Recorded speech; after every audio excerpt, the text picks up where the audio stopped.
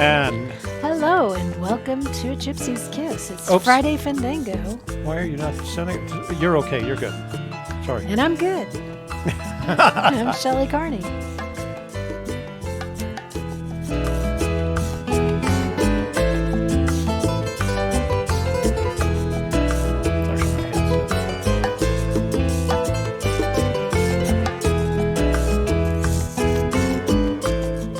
And I'm Toby Eunice. Thanks for joining us tonight. We've got a good night planned for you. We've got a ton of emails to get through because we didn't pick up on any last week. We got a couple of voicemails. We'll open up the phone lines as soon as we can because we know you have questions. But guess what? We have answers. And we're going to try out a new wine. We got this in Yellowstone. It's called Yellowstone Huckleberry Mead. How cool is that? Had a wax thing on it, so I had to pull it off first. But we're going to pour that and enjoy that, and enjoy the night. So glad you're here to be with us.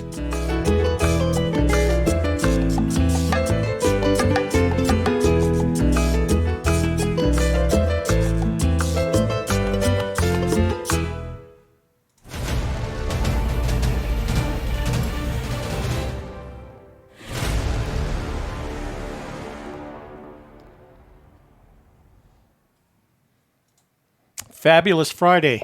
How are we doing? Fabulous. Fabulous. So I'm trying to recover. We got back from the vacation. My daughter's been in town visiting my baby, youngest daughter, who's not a baby. She's 30. So we've been real busy. Maybe she doesn't want everybody to know her age. Oh, that's a good point. It's too late now. And we've got 2 birthday parties celebrating tomorrow. My oldest, Jason, and one of my grandchildren, Phoenix, where they're going to be over at the house tomorrow to celebrate a birthday party. And one of our did I hang on. Let me see. And hold on before I do housekeeping. So here we go. You ready for a little bit of singing? Yeah. Which it depends, because there's some songs I can sing with you and some I can't. So you have to decide which one we're doing. Oh. Okay. Well, what are we doing? All right. So one of our viewers, Chris Kenzie, a regular viewer, is celebrating her 55th birthday today. Oh. She said, and all I'm doing is nothing, took a nap, which I needed from camping, baked her own cake in the oven. And then makes a comment about the Forrest Fenn Treasure. So we need to sing happy birthday to Chris Kenzie. So I can do the traditional one, but you've got do you do the Chili's one or something? What is it? Huh? Have a happy birthday from all of us to you. Okay, we do wish that it one. Was our but birthday, take it from the so top. We could party too. Hey. All right, let's just sing regular happy birthday. All right. Ready? 1, 2, 3, and happy birthday to you. Happy birthday to you. Happy birthday, dear Chris. Happy birthday to you. I've got to sing a whole octave. Yeah, I had to sing a whole octave higher to match that there. You need to go down an octave. Oh, happy birthday to you. How was that? And why don't we crack open this wine? So I'm going to read the back of the wine label to you. Yellowstone Huckleberry and Honey. It's actually not a wine. It's a mead, which means it does have honey in it. It's Huckleberry and Honey. What could be more delightful for a bear or human? Apparently, we're enjoying the same thing, huckleberries and honey, that bears enjoy. We start with a pure local honey and then add small, wild, flavorful huckleberries. The result, a magical mead. I'm going to do this like one of those announcers. The result, a magical mead that summons the feel of a summer day in the Rocky Mountains. Yellowstone Huckleberry Mead is perfect for picnics and dandy with dessert. So, then it has a government warning, of course. So, yeah, little bottle. Let me see. It's got a little bit of huckleberries are very popular in Yellowstone. Yeah, we had huckleberry candy, huckleberry coffee. Huckleberry soda. Huckleberry soda. There was a bunch of huckleberries happening there. They had huckleberry preserves for sale, but we didn't get any of those. So we weren't going to open this because, like I said, I thought I was going to have to drive to pick up my daughter. But my daughter apparently just took my pickup. So I don't have to worry about it. I can drink my huckleberry mead. And apparently I'm spending the night in the bed with Toby because look how much I'm drinking. Don't start that. No? No, we Not already got Toby, the young girl yeah, Toby. good point. The girls. Yeah. Jesus. Unless But the next thing you know, it'll be the whole. Here, you spilt. Oops. That was on our email too. We can't do that. It's all over your bottom of your glass. So Is it that wipe it lipstick? off. Yeah, a little bit. Oh, what are we cheering? Rio de los Pinos Rio or Yellowstone? or Yellowstone. Actually, it would be Or West Yellowstone. Madison Branch. Interesting.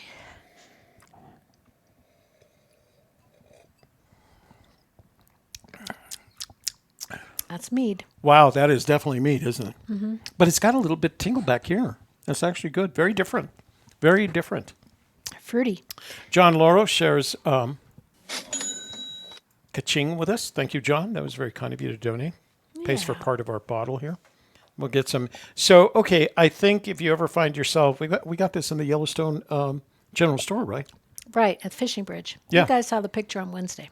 So if you find yourself up at Yellowstone General Store and at Fishing Bridge, this is not a battle. And they have a lunch bottle counter at all. in the back. That's where we had lunch, and that's where I got my huckleberry soda and my bison elk burger, and Kevin got his serve-a-lot, bison serve-a-lot. Which to me looked like a big hot It dog. looked like a hot dog. He enjoyed it. But it's got good legs, right? But it's a picnic wine. It's a chilled picnic wine. I'd say. Mead. Damn, Paladin back in the room.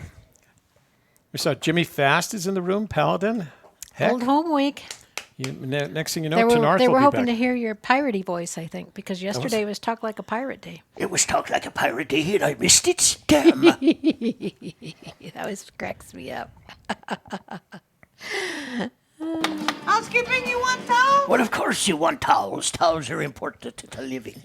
So make sure that case you have before to the swab end of the the deck. night, you like our video because the Department of Game, Fish, and Parks in Montana like it when you like our videos. And so do the pirates. And so do the pirates. The pirates like it when you like our videos. Share this video with your family or friends, other members on the boat, on the bark, and the entirety of your social networks, even if they aren't pirates, so that we can. Grow the channel. Could you do Matey. that with your eyes closed, matey? Eyes closed. Grow the channel. And then last but not least, if you're not already a subscriber, subscribe to the channel and see the pirate invitation on occasion. And, of course, ring that notifications bell. That way, when we start a live stream or we announce a live stream, you will be immediately informed. And In the know. Matey. here's to Pirate Day, sweetheart. Tink. Don't be sleeping with Toby. Your daughter? Yeah. Francis might not like that. Yeah, good point. All right. So, housekeeping out of the way. Let's do some. Hang on. Let me, Wade Kay says, funny, I went to New Mexico to pick up wine. We do Who have said good that? wine in New Mexico. We do have some really good especially wines in New Mexico. at Black Mesa. Black Mesa in Velarde, New Mexico. Yeah. If you're driving through Velarde, New Mexico, that's on the way from Santa Fe to Taos. And you stop in Velarde at Black Mesa Winery. They've got some great wines. Or Great you can get selection it of wines. at Total Plus, Wine, but they have more variety up there. They have Vineyard. a Hi, Kevin. a garlic flavored. Hey, Kev. They We're have drinking the mead. we're dr- Here's to Kevin. to Kevin Carney, Yay. the better half. Our daughter's birthday is the 24th, which We is got a bunch of next September Tuesday. birthdays. What is it about September? Next What Tuesday. She's going to be... is that? The Christmas babies? 25. Really? I know, right? Quarter century. Wow. Yeah. Makes me feel old. So let's read some emails for a little bit, and then we'll go back to the room. I don't want these emails to last long because I do want to get to phone calls. All right. We'll right. quit horsing around then. So plus, we have a bunch of these emails we that won't are... even play the video about emails, I Oh, guess. we are going to play the emails about videos.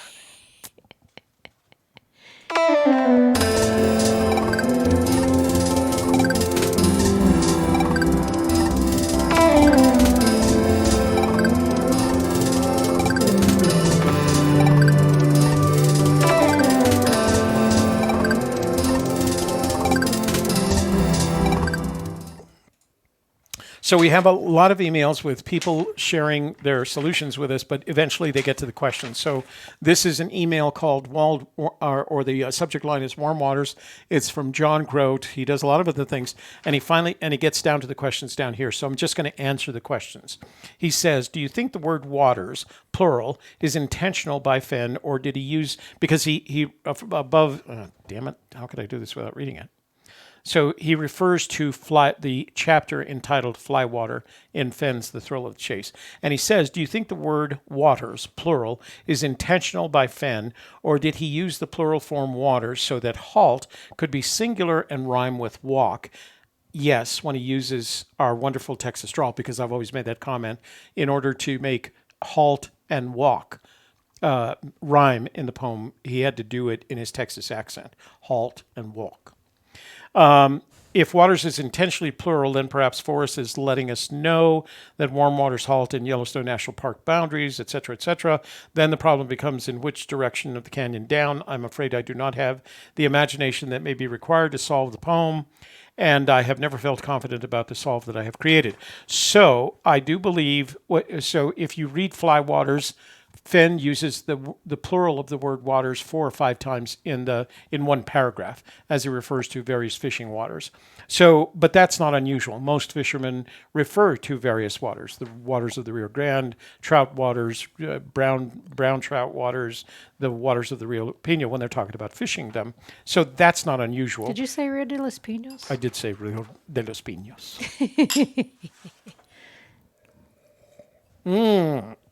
Huckleberry mead. You can taste the honey in it, can't you? It does have that. You can actually taste it. Huh? What? Just finish up quick because there's some comments that I don't want to miss. They're going to scroll away. Okay, all right. So waters plural. Yes, I do. So then he says, also, I have not had the chance to read Fly Water. I've read them both. And I noticed that you own both editions. I do. Are the places in Colorado and New Mexico that are mentioned in the first edition of the book? My apologies for the long email, et cetera, et cetera. So most of the rivers, the waters that are mentioned in the first edition of Fly Water, the 1992 edition, which is likely the one that Fenn was referring to in his book, most of the waters are what I'd call northern waters, primarily Idaho, with waters in Wyoming and Montana. He also mentions waters in Utah and California. There are 2 that he mentions in Colorado. The rivers, one of them is the Dolores, or in Spanish, Dolores, which is pains, Spanish for pain. And the other one, what? I didn't know that. You didn't? Dolores? Tengo un dolor aquí en mi corazón. I wouldn't want my kid to be named Dolores then. She's a pain. Yeah, isn't that funny? I used to have a girlfriend named Dolores. I used to call her Pain. You're a pain. And she'd laugh. And the other one that he mentioned in Colorado is the San Miguel, St. Michael, middle name. And the only one he mentions in New Mexico, this is the book Fly Waters, the only one he mentions in New Mexico is the San Juan below the Navajo Dam, which is a blue ribbon trout water. Blue ribbon. Okay. Charles Garrett in the Facebook room, read that comment. Charles Garrett. Hello from Bon Secour, Alabama. Oh, wait, I lost him. Bon Secour, Alabama. Planning first boots on the ground with my daughter. First and second week in October. Charles, I don't know where you're planning to go, but make sure you check the ranger station in the nearest forest to check on the weather. That could be late this year because we're expecting an early winter. But we don't know. Why did you want me to read that one? Because I knew you would talk about the weather. Oh, okay. Yeah. We did have some snow up in the mountains while we were up there a week and a half ago. So just want to be aware, be prepared. And we're okay in New Mexico still. We haven't had any snow here. And we probably won't till November. We usually don't. So I don't know where you're going, Charles, but just check. Call the ranger station at the National Forest nearest the location of your travels and check with them. They will give you an update on the weather, what to expect.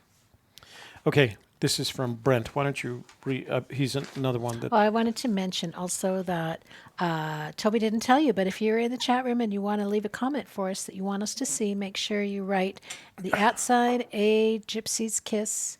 You can see where Kevin has done that. Kevin Carney That's my husband. He did that nice example for us. And if you would like to donate to Super Chat, you can see that we have a Super Chat in a blue box there from John Lauro. You can access that at the bottom of the chat. There's a grayed out $sign. You click on that $sign and YouTube will walk you through the steps to donating to Super Chat. If you don't choose to donate to Super Chat, but you do want to donate anyway in a different manner, hey, we can take money at, it's going to go across. It'll come. I'll let them know. Keep talking At and I'll tell them. paypal.com, paypal.me, what is it? PayPal.me /a Gypsy Kiss. Right. We've gotten some donations that way. It's very nice and helpful. Thank you very much. And we can, do nice things like buy those little trinkets that we're going to do giveaways on Wednesdays. And more. I was going to say vino, but it's mead. Mito. So, Mito. That is not how you say mead. Is And it? also, you can text us at 866-597-9901. And we'll be opening up the phone lines very soon. If you would like to call and talk to us, that's the number you will be calling. All right. This email. Are we reading So, it? What are we reading? just read his questions because it's a 4-page email. Oh, okay. This is entitled, Hi, Toby, from Brett Nygox. Oh, no, that's his screen name. His real name is that. Skogan. It's just backwards. Okay. Skogan. Real name, Brett Skogan. Okay, got it. And that's the title. And the question is, I was hoping you could help me, other than Forrest saying the first clue in the book is begin at where warm waters halt. Has he mentioned any other of the sentences? I watched the 9 sentences you and Shelley pointed out and how you grouped the entire poem in 3 parts. But I was hoping you could tell me what Forrest has said as fact, as a clue. So we have a video in which I can't remember what it is.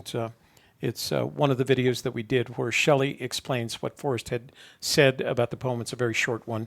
But if I remember correctly, what Forrest has specifically said about the poem is that there are A, 9 clues in the poem, B, that the first clue is begin at where warm waters halt, and C, that the 9 clues are contiguous, meaning they are one right after the other. So to the best of my knowledge, that is the only thing that Forrest has said. Maybe the room has some other quotes in which he has said something about the clues, but that's as much as I can remember. He hasn't told us a lot about it. Kind of lets you figure it out yourself.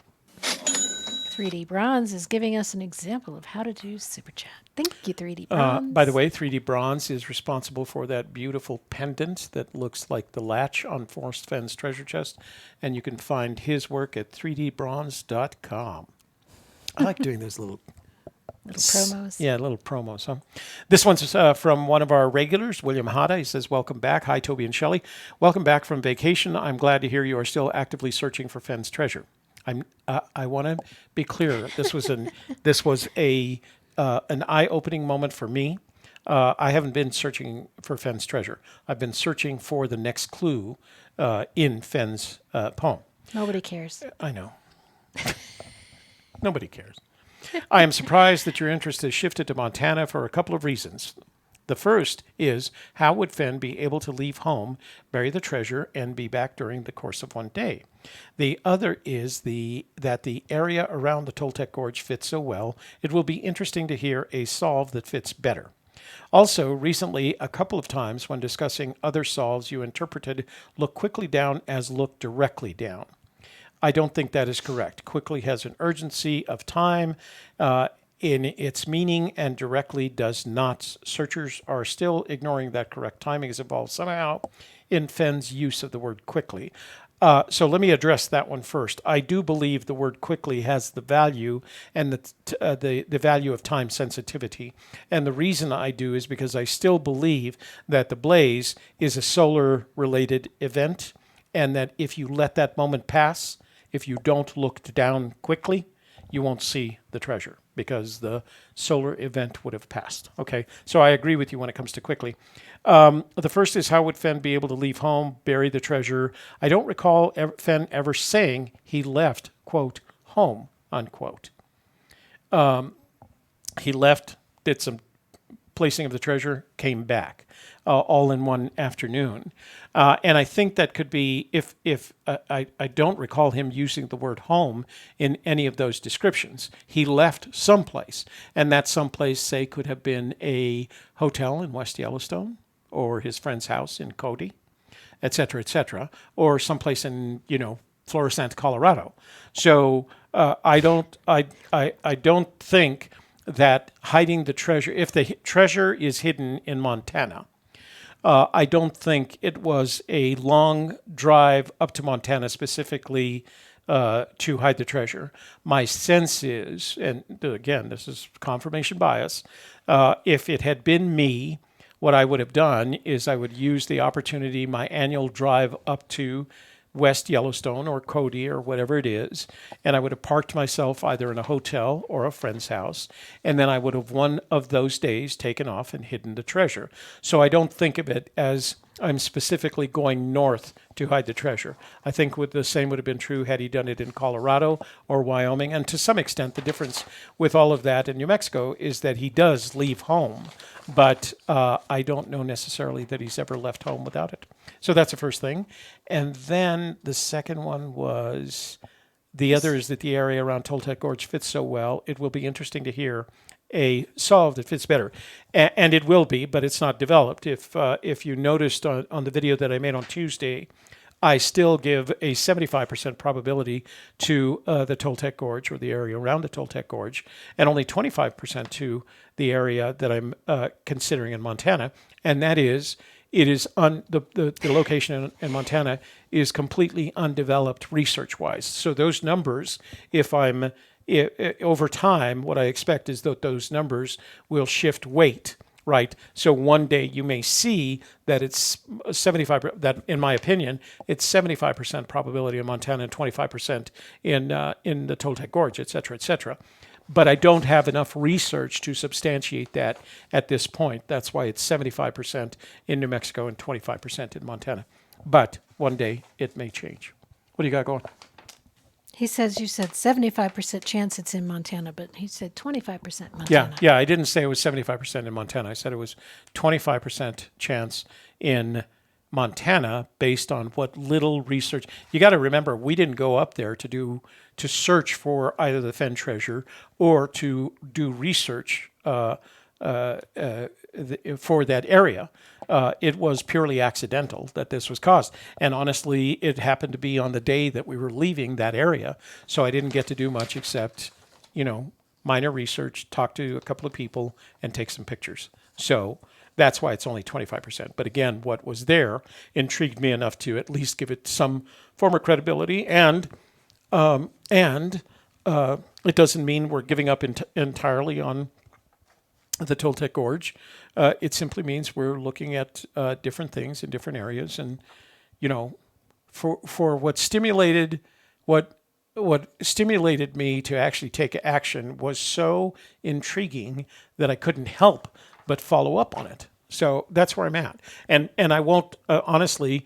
I've started researching again. I started looking at the poem. As a matter of fact, I'm going to do a short video tomorrow about something that I saw in the poem that I had never noticed before.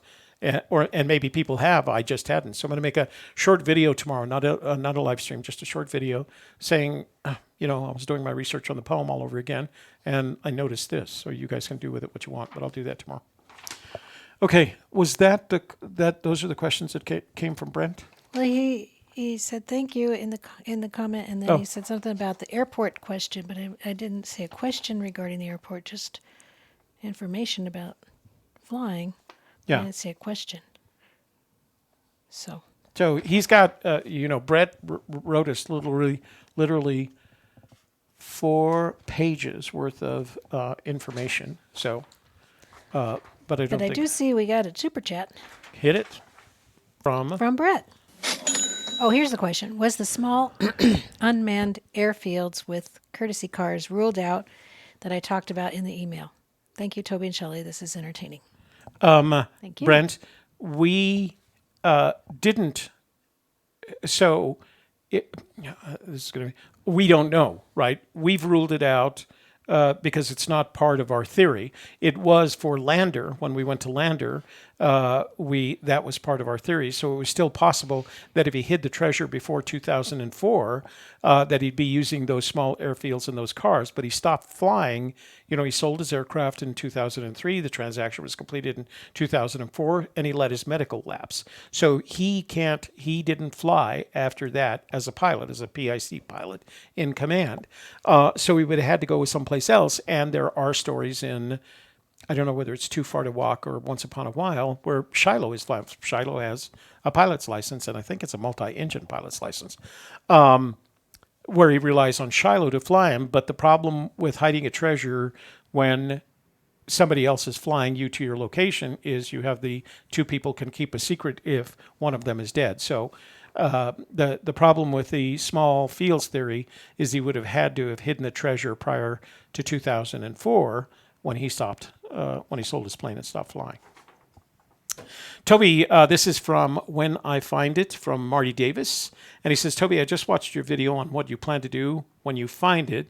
You point out that you will have 3, he doesn't say anonymous, but I said that I would have 3 anonymous email accounts, but then only say you will email the auction center to sell it for you. I'm missing why 3 separate accounts. Also, why not wait 2 months like Fenn suggests? No legal rights after having it for a while. Thank you, and Shelley, for all of those videos and information. So let me address each question. Why not wait the 2 months? We don't have any problem waiting the 2 months. We don't think there's any issue. It's still yours. There is no ownership, legal rights. It's yours. If it's in your possession, it's yours. You can wait as long as you want before you announce it. Our position on the matter is if we find the treasure, we will announce it immediately in 2 media outlets and an email to Forrest Fenn, and they will come from 3 separate anonymous email addresses, and they will have photographs providing the evidence necessary that we did it. So that's why the 3 anonymous email addresses. It's basically a track back. I don't want anybody tracking us back, but we're not going to wait 2 months to announce that the treasure is going to be has been found. We're going to announce when the treasure is found. We're going to announce specifically when the treasure is found that it's been found, so people don't waste any further effort or time in looking for a treasure that has been recovered. And we're going to provide the evidence of such, pictures of the imagery, imagery of the jewelry, the bracelet, along with the currently dated newspaper. So that's why. If people want to wait 2 months, that's up to them. My position on the matter is to relieve ourselves of the treasure as quickly as possible. To liquidate it as quickly as possible. Christine Kenzie just came into the room, so I don't know if she Hi, heard us Christy. sing happy You didn't birthday hear to sing. her. You'll have to watch the replay. Yeah, you got to watch the replay. We sang happy birthday to Christine. That's right. Okay, your turn. Add a Fenn YouTube weekly schedule to Dale's site, please. Oh, is that from Tony? Yeah. Yeah. Tony, that's a great idea. Hell will freeze over first. Dale's not a big fan of the YouTube, Fenntubers. Fenntubers. So this is from, KPro. I just want to remind you guys that KPro is having a marathon on the 28th, and they've made the announcement and talked about some of the things that they're going to be giving away, et cetera, et cetera. But I also want you to know that she will be sending us silver 2019 Silver Searcher coin number 32. And on our Wednesday, September 25th show, that's where you're going to put your comment, and we're going to use Comment Picker. We're on the marathon from 7 p.m. to 8 p.m., the 7 p.m. to 8 p.m. time slot. And in that time slot, we'll give away that coin number 32. So make sure you're watching our show, Wednesday the 25th, because that's the comment that we'll pick from. Okay? Just wanted to remind everybody of that. The title of this is Rio de los Pinos. Drink to the Rio de los Pinos. Mark Anthony's in town. Oh, we missed him. Oh. the days that Tuesday. he He sent it on Tuesday. Yeah. So he wanted to see if we could Let's get get together to today. get it from margaritas or something. Yeah. That car will travel. So they returned. They started back today. So Ah. we missed him. I'm sorry. So Mark, I'm sorry. You just picked a time where we were getting the 2 show times, and In my daughter between was in town. vacations and I visits and stuff. couldn't leave my daughter. So this is from T Finder. It's entitled Trail Creek. Hi, Toby. I saw your recent video, and I want to congratulate you on your decision to look in Montana. That's a nice way to put it. Remember, the warm waters are at the Madison River, Forrest Fenn's favorite, starting where the Madison ends, proceeding south through Bear Trap Canyon to Ennis Lake. You know what? This sounds like the reverse of Stephanie 30 Acres solution from that area. Home of brown trout, just ask Wikipedia, and put in just downstream of the Trail Creek trailhead. Only place there is. Follow the Trail Creek trail uphill, water high, to the point where the trail crosses the creek, the only trail marker there is, and look due south into the wood. The fabled box was there once. Ooh, but I don't believe it's there anymore. Second place finisher. Only your metal detector will prove me wrong. I don't use metal detectors. I sincerely hope you do. As I told Mr. Fenn, he placed the box where it could be easily found by someone who knew where to look. In all likelihood, it was long ago. Oh. Second place finish, second place finish, second place finish.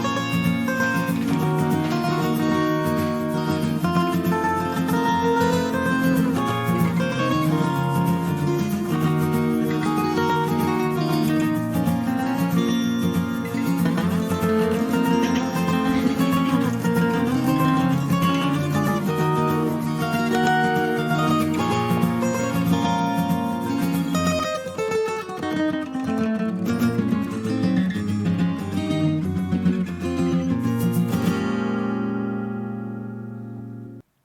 Bing. Do you think the guy who wrote the book has made $2.50 yet? Oh, probably. I don't know. I mean, he was selling it on Amazon for more than that, so one sale would do it. Why? If he got all the profits, maybe. Oh, yeah. You never do. No. This is called Tonight's Show from Greg Keller. Hi, Toby. Good return to action tonight. I wonder how many people began to frantically search for the map you mentioned seeing while in West Yellowstone. You want to answer that? So, West TAS, what's his name? Yeah, West TAS Guide. West TAS guide, who apparently lives in West Yellowstone, actually went into one of the fishing stores, and the person that runs the store mentioned that they had gotten several calls about the map on the wall. And he made that comment in last Wednesday's video that he had done that. So guys, don't be calling the fishing stores in West Yellowstone. Here's what I can advise you of. The map that I saw was a map issued by the Montana Department of Fish, Game, and Parks. It was dated because somebody put it up on the wall a long time ago and probably just forgot about it. But my guess is that you could contact the Department of Fish, Game, and Parks and get whatever the current version of that map is. So, don't call the fishing stores, for God's sakes. Why not? Because they don't know what they're talking about. Well, You're going to scare okay. them. I mean, it's not like, Gives them let's something to face do. it, it's not like everybody in West Summer's over. Yellowstone's They got nothing love else us to do. anyway. I mean, we don't have a lot of friends in West Yellowstone. Uh-oh. So I got to take this call. Uh-oh. But she's on the air. Hi, sweetie. Just real quickly, you're on the air. Oh, you didn't hook up the phone? Oh, wait.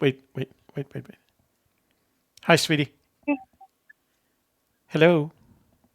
Hello? Can you hear me?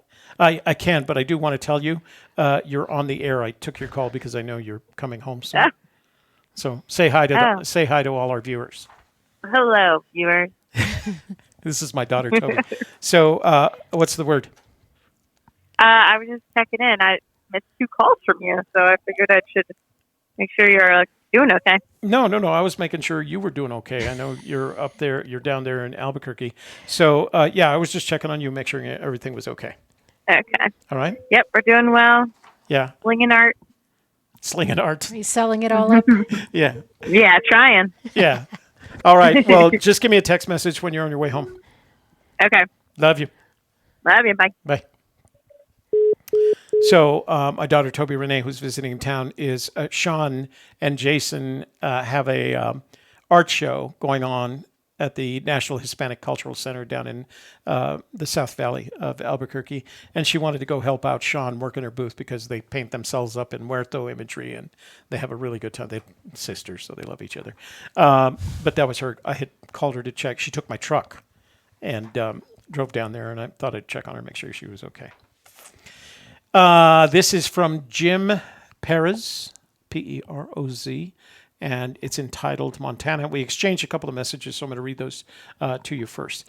He said, "Hi, Toby and Shelley. Does your Montana research area include literal warm waters per KPRO's recent suggestion, or is it more like symbolic warm waters?" I responded, and I said, "I don't know, Christy. I hadn't heard Christy's recent suggestion. What did she say?" He responds, "In a recent podcast, they described," podcasts. I like people when they use that word. In a recent podcast, they described how some people believe Forrest meant physical warm water, meaning warm to the touch. This is instead of your New Mexico solve listing fishing regulations. Warm waters, for example, was a physically warm waters indicated on the Montana map you found at the fishing store. And before I could answer, he sent a second message, and he said, "Toby, maybe you still aren't understanding my question. I am looking at warm waters in two categories, physical and symbolic. By symbolic, I would mean," and he describes warm water road that ends in a parking lot, a cold creek named Vermilion Creek in Park County, Glacier Lake, etc. By physical, I would mean some type of geothermal screen or spring or lake or creek. There seems to be a lot of people with symbolic types of warm water solves. I know you don't have a solve yet, but curious if your initial Montana research indicates of warm waters that you can physically touch and feel the warmth. So, Jim, here's my response. My problem, so I wouldn't use symbolic and literal. I wouldn't use symbolic and physical. I would use literal and metaphorical. The literal is what you describe as the physical. That is, you somehow can take the temperature of the water, determine that that temperature is warm, and call that your starting point. My problem with that approach to it is that there's no precision to it. And I believe if you're going to start a treasure hunt, even pirates, matey, have a precision for their a precise starting point. The nice thing about what you refer to as symbolic or metaphorical is that you can look at a location on the map. The little girl in India could find that because the little girl in India has no way to dip her toe or a thermometer in the water, but she could find where warm waters halt. That means the likelihood, unless she had a special map that indicated water temperature on a real-time basis at any given point in a year, right? She can't do that. But you can't tell where warm waters halt. So to me, that indicates that it is not, as you call it, physical, as I call it, literal, that it's not a measure of the temperature of the water. It is, as you call it, symbolic, and I call it a metaphor. And a metaphor enables me, a metaphorical definition of warm waters enables me and the little girl in India to identify where warm waters halt with geographic precision. So I have always relied on the metaphorical and will continue to do that, the symbolic. So I don't carry a thermometer around with me to measure the temperature of water. I would not dip my toe in the water to determine its temperature. I look at a map, and if I can see where warm waters halt on a map, that's the precision I need to start my search. I hope that answers your question. All righty. Your Gardener Montana starting point idea. Hello, Guy. This is from Guy Lotowitz. I have been watching your videos for a few weeks now, and I remember you showing a solution for the first 4 clues, I believe, or maybe it was 5, and you had a starting point in the town of Gardner. I really liked that video. Was curious if you went on that search. I do not think you have, because on your recent Hump Day show, you didn't mention that search, as you said you only went on one search with your son. So I was wondering if you ruled out Gardner as a starting where warm waters halt location. I really liked Gardner, as Fenn mentioned that dream in finding kids' treasure on Gardner Island. Let me know what you think, please, when you have time. I really like those coins you had gotten from Yellowstone, too. I will have to get one when I make a trip there. Thanks for the awesome videos and inspiration. So that was a video that was done back in 2017. It was entitled "The First Five Clues in Fenn's Palm Salt," and we were using that. The idea behind that video was to give people an idea of how you create a solution. Now, the challenge with it is we relied on Devil's Slide to give us the Homer Brown, and most of the property around Devil's Slide is private. And so we never implemented that solution. That theory. We were using it as an example. But there are others that have gone from Gardner using that, not our theory, but using their own conclusions. Gardner is the place where warm waters halt, follow the Yellowstone downriver, because although the Yellowstone does go north at that point, it does flow north. You are going the canyon down. And then there is a trailhead called Joe Brown. He was like Happy Joe Brown or Old Joe Brown. He has an adjective in front of his name, but there's a Joe Brown trailhead along that route, and it's about 5 miles from Gardner. Again, the problem is there's a lot of private property around that area, so you have to be cautious as to whether you are actually a national forest or on private property. It turns out that the Joe Brown trail is actually on national forest property, so you can follow that. So there were a lot of good things that went along with that, but no, that is not the solution that we're looking at. I guess what I can tell you is that if you were to draw a set of boxes that followed the Madison River from the Montana-Wyoming border west, it made them rectangles that kind of flowed. You can't do a straight line because the Madison is very curvy at that point. But if you were to say draw a set of boxes that were 2,000 feet wide, centered on the Madison River, and you did that for a 20-mile distance down the Madison and into Hebgen Lake, et cetera, from the Wyoming-Montana border, that's kind of the area that I'm interested in. Don't have anything. I haven't worked it out. I'm just saying that's the area in which I'm interested. I don't know if the 20 miles is correct. I don't know if the 2,000 feet is correct. Those are just some assumptions that I'm making as of this point. Okay, but it's not Gardner North. I was going to say West Yellowstone, but it's not West Yellowstone because it's actually north of West Yellowstone. So Madison River, Montana, Wyoming border west from there. My turn. Mm-hmm. Do we have, or are those more emails over there? No, those are ones I read already. Is this the last email? Yes. Oh, cool. We can but go then to the we room. can do the rooster rooster. All right. Pardon me? Then we can do the rooster rooster. Why? Oh, rooster Why not? rooster. Okay. Well, can we play the rooster video? We haven't played the rooster video in a while. Yeah, when we do the rooster rooster. Okay. Hi, Toby. This is entitled Unpopular Opinion from Chris Moore. And his email address is Chris Moore Design. Christine. Oh, Christine Moore. Hi, Toby and Shelley. I love watching you guys. You are my favorites. I like that you give a voice to the searchers. See, that's what we're doing right now. I'm trying to think of the what ifs, and in doing so, I've been trying to think of unpopular opinions. Christine, here's what you're going to find. If it's not your opinion, it will be unpopular. Or if it's your opinion, it will be unpopular with everybody else. So that's kind of how this thing works. A lot of people believe... Not because it's you, but not just because you. it's not them. It's not you. It's not you. It's us. I'm trying to think of the what ifs, and in doing so, I've been trying to think of unpopular opinions. A lot of people believe that the chest is very close to the home of Brown. One of the reasons they believe that it is because when it was asked who Brown is, he replied, "If I told you that, you'd go right to the chest." However, I was looking at the interview transcripts with Richard Eads, and Eads asked Fenn, "What kind of shoes? What kind of footprints did you leave? What kind of boots did you have on?" And Fenn replied, "Well, if I told you that, you'd go out and find it." I don't remember that part of the interview. Now, I don't believe that to be true, and I think most people would agree. He is just being sarcastic or funny. So I would agree with that. I would agree with your second analysis. So how do we know what to believe him when he makes a similar statement on the home of Brown? My unpopular opinion is that the home of Brown comes before where warm waters halt. No. But, okay, if that's what you believe. We all have our opinions, right? So that's going to be very unpopular. It is how you know which direction to go. Example, what if you found warm waters and are on top of the canyon and both ways are down? Which way do you pick? What if you got to warm waters from taking the road from the east, but you should have taken it from the west? You know because you started at the home of Brown, took the road west up to warm waters, and then continued going down the canyon west. The poem is still in order if you read it the way he possibly intended. The problem is we don't know what he intended. We can assume that he intended the poem to be read in the manner in which he was written. After that, it's our interpretation.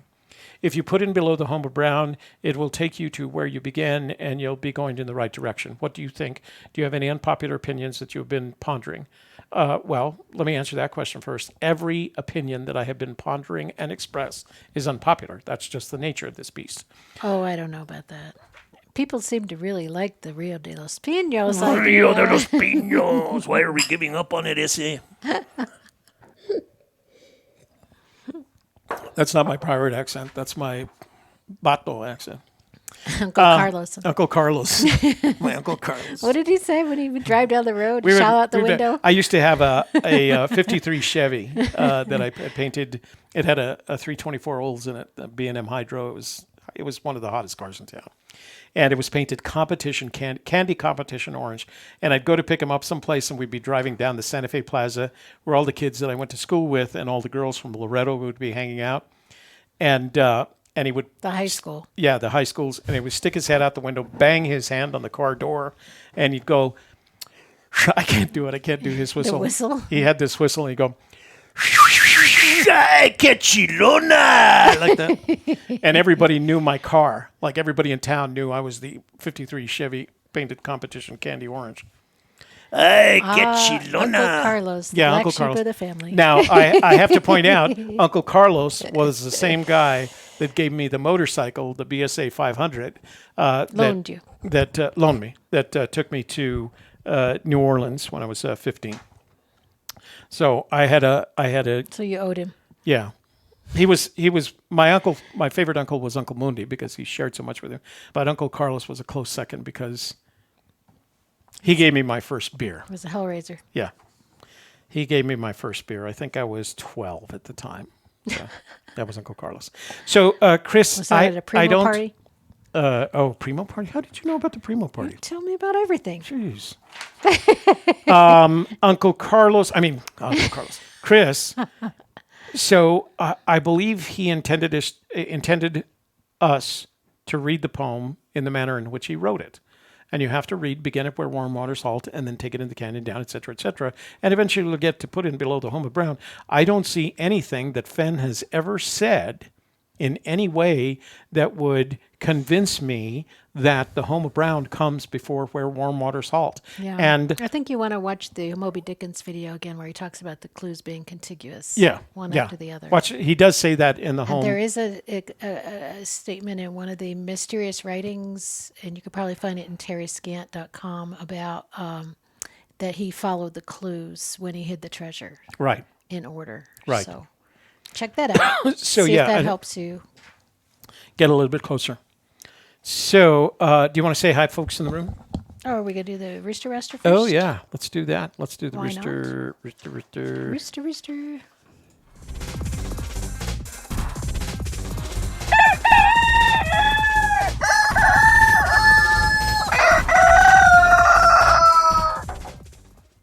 Because we all know where the treasure is. I think we do. I actually think I'm unique when I tell people I have no idea where this damn treasure is. No, I don't. I think people say that. They just don't say it as loud as the people who Yeah. say, I do know where it is.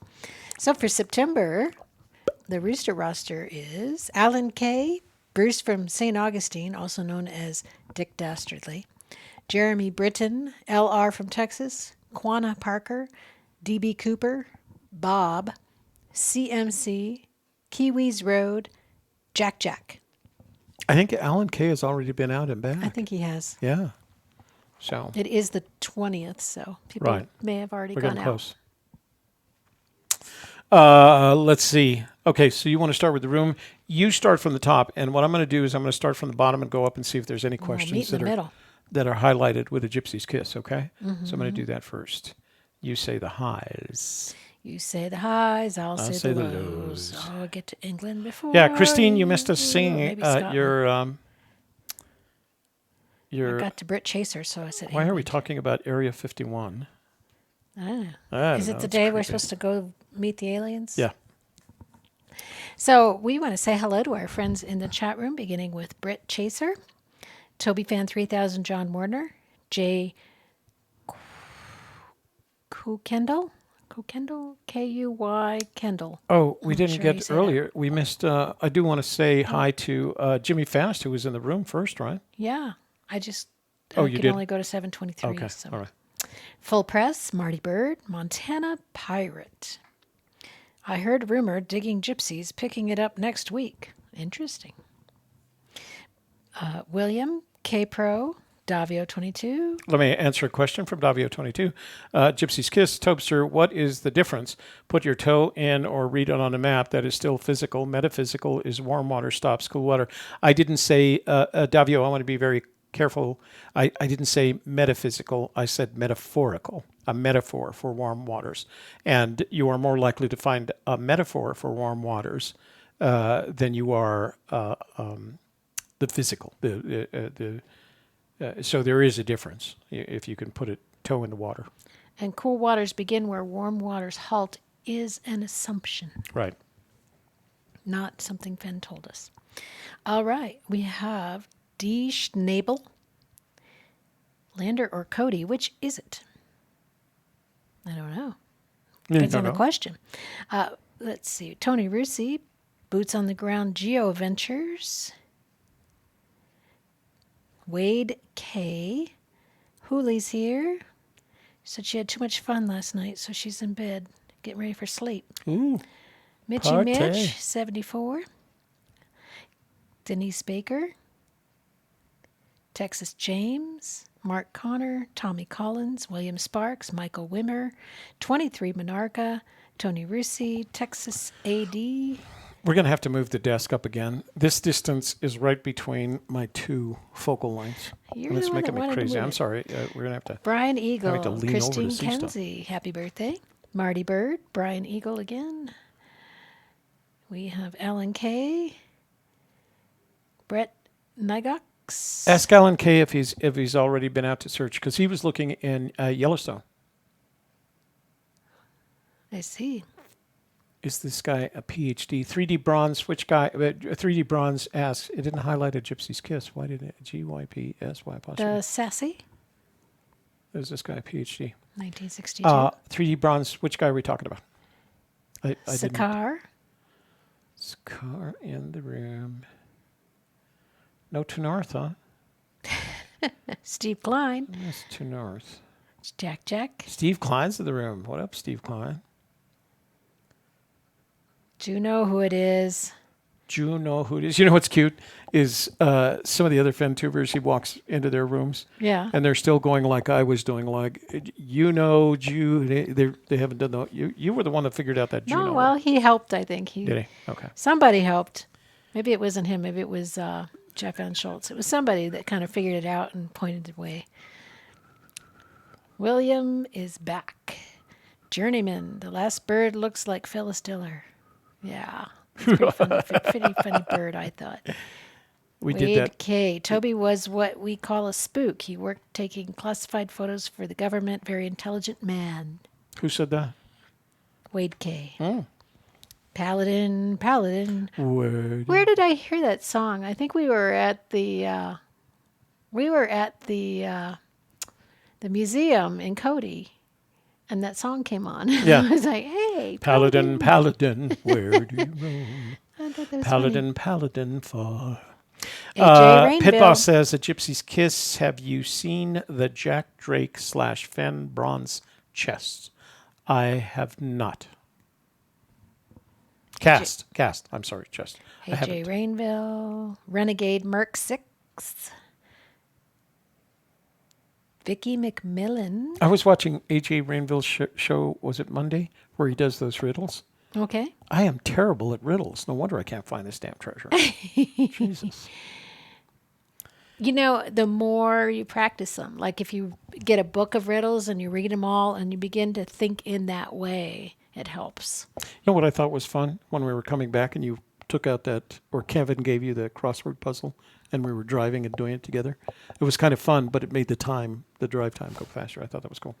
William, thank you. William, He that was and I very used kind. to always do the When you were crossword driving? puzzle. He would start it and I would finish it. Well, you're very good.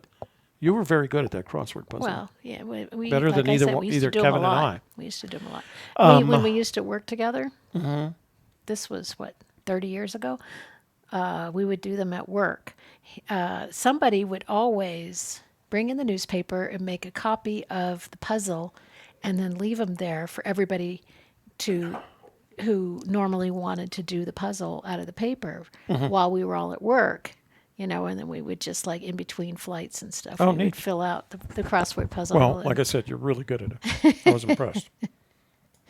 I just toss words out there. So, Pit Boss, no, I haven't seen the Jack Drake Fenn bronze cast. If you have a picture, send it to us and we'll share it with the room. Another Fenn searcher. So I got a question here. Real life indie.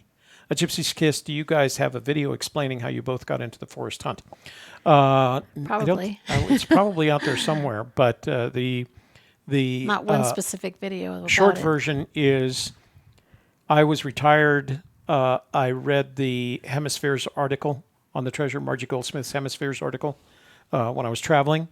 And when I came to New Mexico in 2013, I picked up the book and then saw him at the inn at Loretto. As a matter of fact, I invited Shelley. That's right. And from 2013 to 2015, I searched on my own. And then starting in 2017, Shelley was meditating, or actually it was in 2016, right? No, it was Oh, it was 17. January 2017. Shelley was meditating, and she called me and she said, quote this, I can't do this correctly. You said, I said it's time for you to get back in the search again. I think this is your year. and let's make a YouTube channel. So I got in 2013, and Shelley got in 2017. Prior to that, she didn't have any interest in going out and looking Yeah, at the I did meet Fenn, but before that, Couple but of I times, wasn't yeah. in the search at that point. And she was with me when I went to his house. So let me get this taken care of. William, thank you. I don't have a Mitzi update for you, William. I wish I did, but I Last don't. we heard, she had stepped back. Step back. Just step back from the search. We have Da Bear. De Bear De in the Bear. comments box from Wednesday. For the giveaway, he wrote, he had De Bear, and all he wrote was De Da Bear. Bear. It was really cute. Chroma Key. Do you know who it is? AJ Rainville gave me a AJ Sparks. chocolate chip cookie. I mean, William Sparks. Tony Rusi says Paladin is back on cable TV. Richard Widmark, right? No, not Richard Widmark. Richard who, I don't guys? know. Denise Baker says, could the canyon down and the home of Brown be one and the same? Brown's Canyon with a river running through it. No, Christine, I do. These are these Denise. actually just about a month and a half old because I get a new pair every year. What happened was we were trying to fit ourselves in the frame, so we moved our desk back so that we could do that because that's the only option for movement. We can't adjust the camera because it's connected to the green I screen. mean, we couldn't pull that more forward because that's as far as it goes, right? Right, and the could've moved the camera monitors back, are right? as far forward as you can move. What? Couldn't you move the camera back? No, because then because we don't have control of that lens. It's not a zoom lens, so we would lose the green screen on the sides. I'll take care of it later. So it's that the distance for my monitor in front of me is somewhere between my top focal length because I wear trifocals. So it's in between, so I'm having to nod my head. That's why it looks funny. So what'd you think of that Denise Baker comment? Could the canyon down and home of Brown be one and the same? Brown's Canyon with a river running through it. Home of Brown and We looked there. yeah, we looked there. Interesting place. But I don't see how you put them together. To me, they're two separate clues. But we like to say anything is possible. Copper Dan. Something Juno says it was definitely funny. You don't know what that is. Illinois Ghost in the room. Britt Chaser says, Home of Brown. What if it's not a location but an instruction and a distance? Yeah, we've been that route too. Britt Chaser. Joe Sheeran. Somebody thinks that Douglas Preston is the lead searcher. Marty Bird. Sassy says, a Gypsy's Kiss, when are you doing the drawing so I can have the bear? So giveaways and drawings are always going to be on Wednesdays. So you will do the comments on last Wednesday's show, and we'll do the drawing on next That Wednesday's way show. people have a week to see the video and comment. Right. People have a week, make a comment. And I think it had close to 200 comments. So this is going to be an interesting one. And then next Popular Wednesday, prizes. we'll do another giveaway. So I still have one more coin. And if the person that wins this time takes a coin, then we still have a bear and a coin to give away. So The Delcon's here. let's see. John S. Has Forrest sent a super chat yet? Not that we're aware of. We want a big super chat for Forrest. That would be nice. The bear says, get a projector. No, it's just this one. It's literally the difference in 6 inches of this desk that we're sitting at now. Montana Pirate says, I love the pirate talk. Hi, Toby and Shelley. Did someone say Boone's Farm, Strawberry Hill? Remember that? That's what we used to do in high school. No, this is Yellowstone, official Yellowstone Huckleberry Mead. But it's got hints of honey. Because mead is honey overtures. Which is why they called it a honeymoon. Right. Because you would drink honey mead on your honeymoon. Really? Yeah. That's why I called it honeymoon? Uh-huh.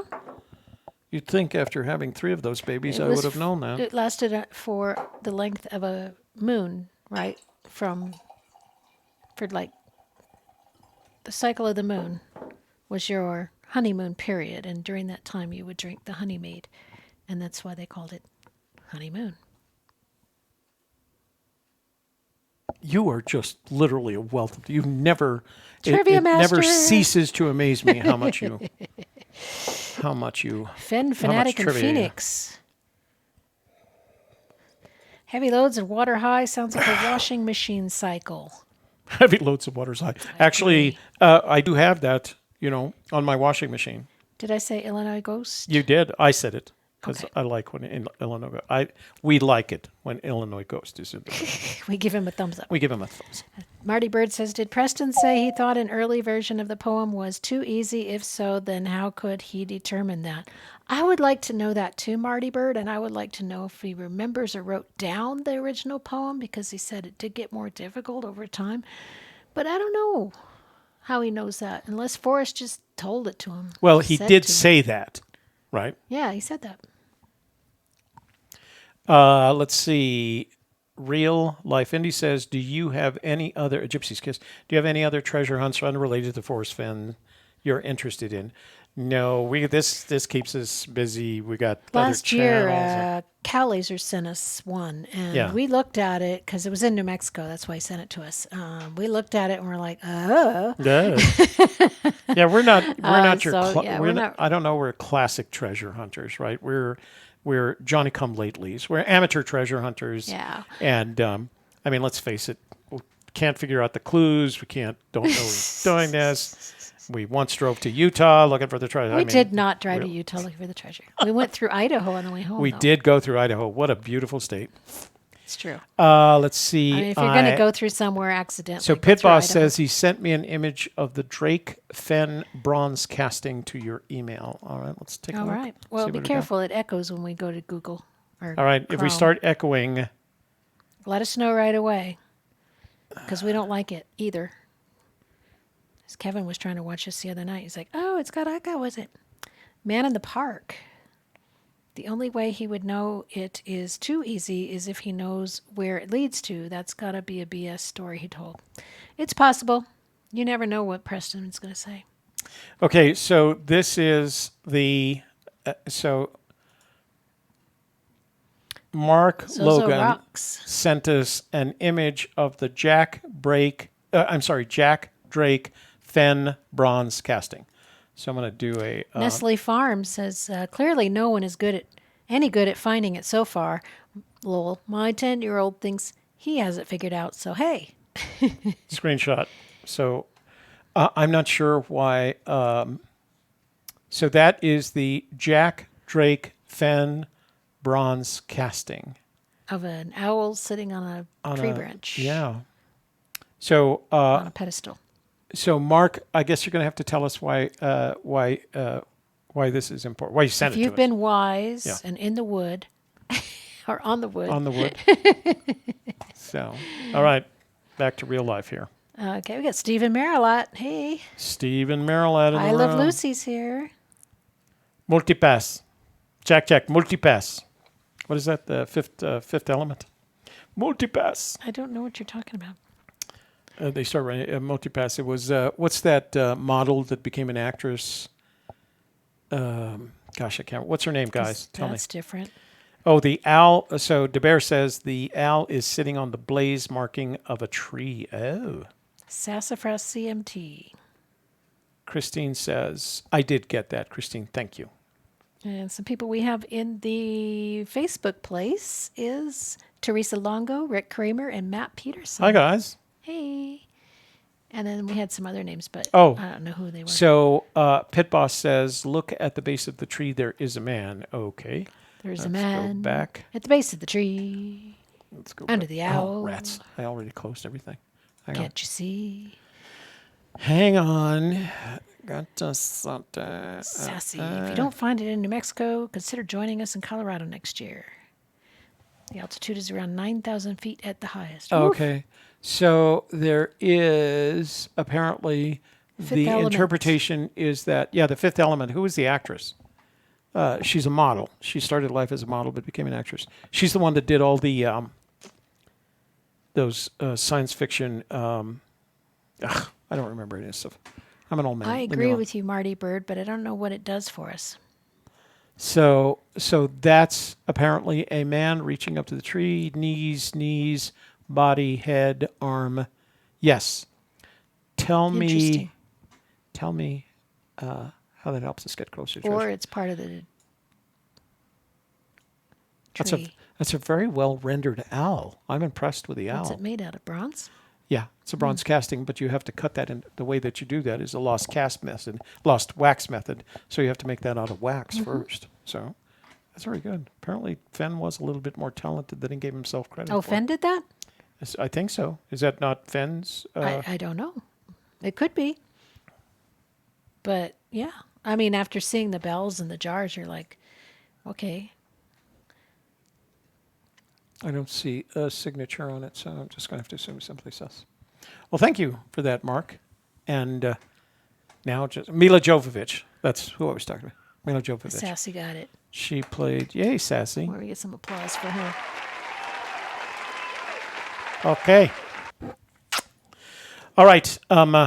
Here's to Sassy. To Sassy, who never searches on the Rio de los Pinos. And Mila Jovovich. Right.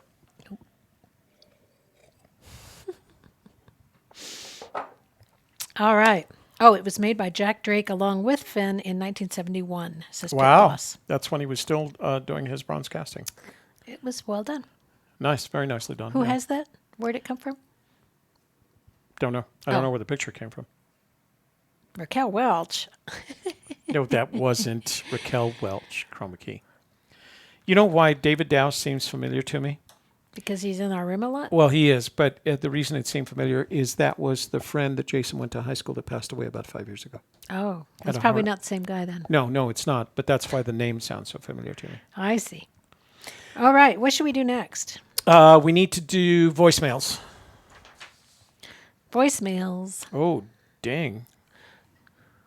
Lots and lots of voicemails. Voicemails. We got to play the voicemail video? No. Do we have a voicemail? We have texts and we have phone lines. All right, let's do text.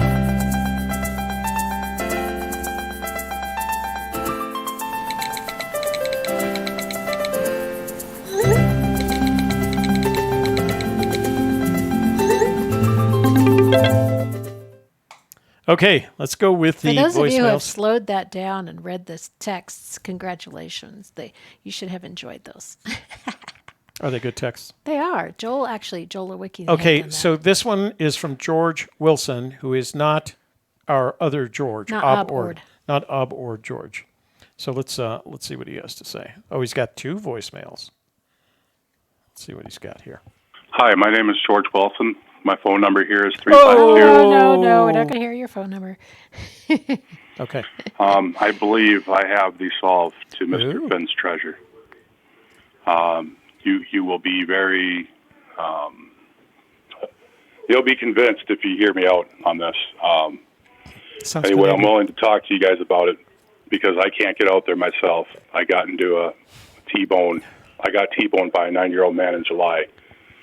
And Does he anyway, 9-year? 90. Oh, I thought he said 90. I have a lot of injuries, and some brain damage and stuff, and I won't be able to get out there. On top of that, I'm a caregiver for my father, who's 90 years old. I mean, not 90. I'm a caregiver for my veteran father. I'm sorry, I got the 90-year-old man and my father mixed up. that makes you a hero too, brother. Anyway, I would be willing to talk to you privately, Mr. Toby Eunice or Shelley Carney, about the solve. Anyway, if you want to give me a call back, my number's Okay. Well, you could talk to me and I would listen, but I wouldn't be of any help. Ms. George Wilson. Have a good day. Okay, so he left that, but then he left a follow-on. Oh, no. Yes, he did. Okay, so here's the second message. Be ready to silence the phone numbers again. He didn't. Hey, guys, I forgot one thing. I'm a very trusting person, and I also agree with what Forrest Fenn has said in the past. It's better to have some than none at all. Anyway, I truly believe in that, and I'm willing to share that with you guys. Anyway, take care. I hope you're having a good vacation, and have a good day. Okay, well, let's finish with the voicemails. A part of some is better than no part of any. Isn't Right. that what he said? We'll call him back.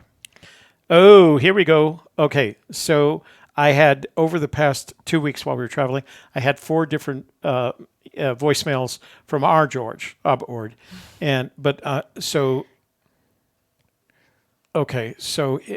he was vacillating between, yeah, I'm going out, no, I'm not. Yeah, I'm going out, no, I'm not. So I'm just going to play the last one because there are 4 of them. This is our George. Oh, the highs and the lows. Oh, the highs and the lows.